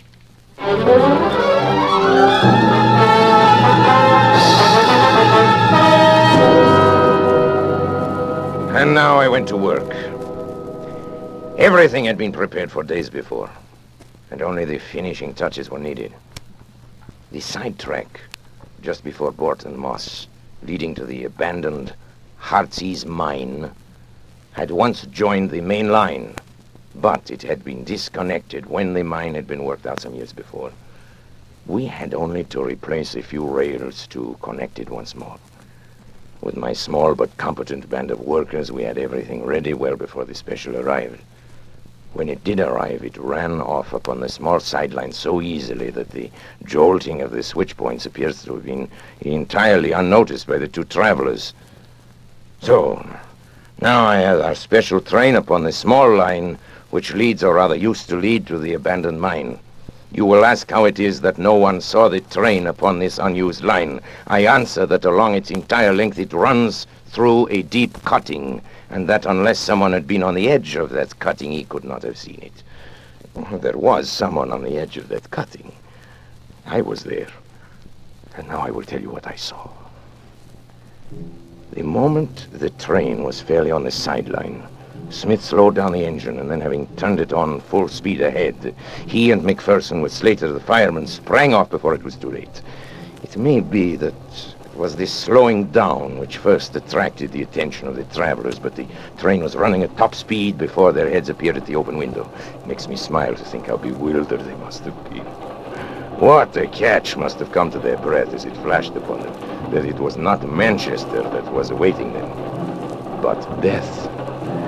The train was now running at frantic speed, rolling and rocking over the rotten, rusty line, while the wheels made a frightful screaming sound on the corroded surface. I was close to them and could see their faces. Caratel was praying, I think. There was something like a rosary dangling out of his hand. The other, Gomez, roared like a bull, but was drowned out by the incredible noise of the train.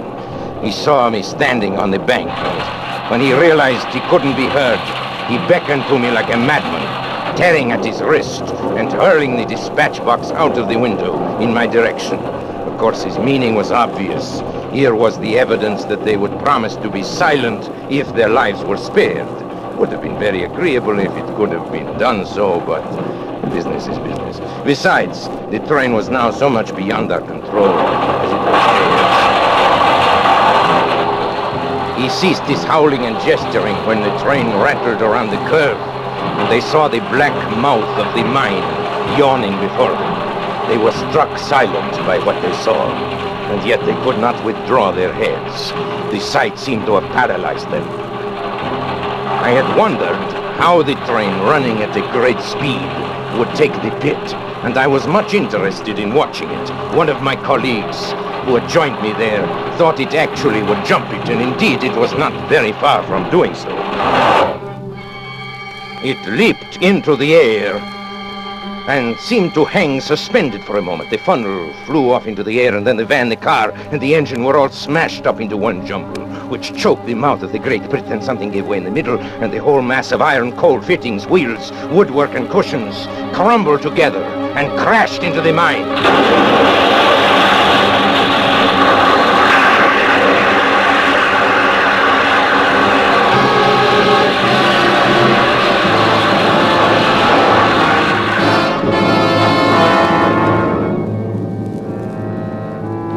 Was perfect.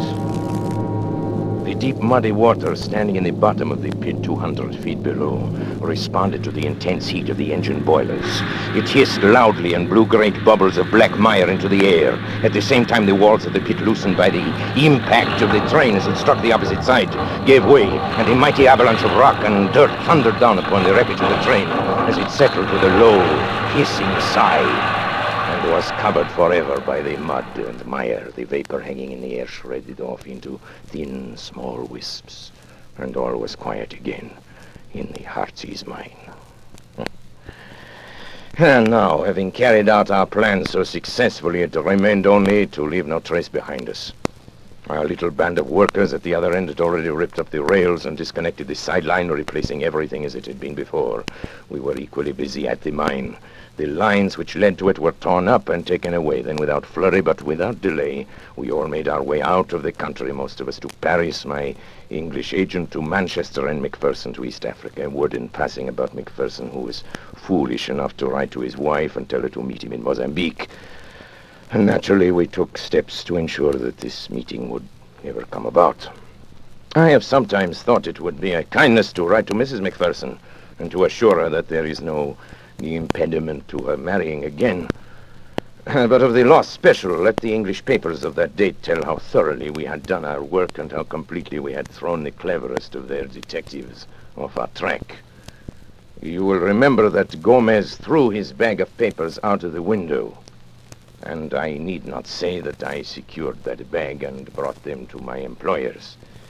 It may interest my employers now, however, to learn that out of that bag I took one or two little papers as a souvenir of that occasion. I had no wish to read the information obtained by these papers, but it is now, it's less than a minute before my broadcast is over, and I have received no word. It is the final hour. I see at the other end of the studio the engineer waving his hands at me that my time is almost up. Well, I gave you warning. You had your chance, gentlemen. Very well. Now I reveal your names. And the first name I reveal is that of Charles Potter. Ladies and gentlemen, they're trying murder. I want you to hear these names quickly. I know you will avenge me. The names are... After him, there he goes! Delania, can you hear me? Are you all right? Hey, Bill, play something quick, will you? Theme, curtain music, anything.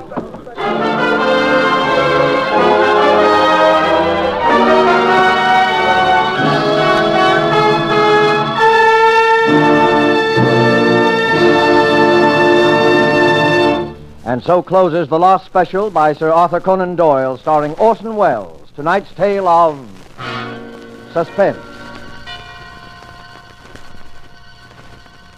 This rebroadcast of Suspense was produced in the United States of America.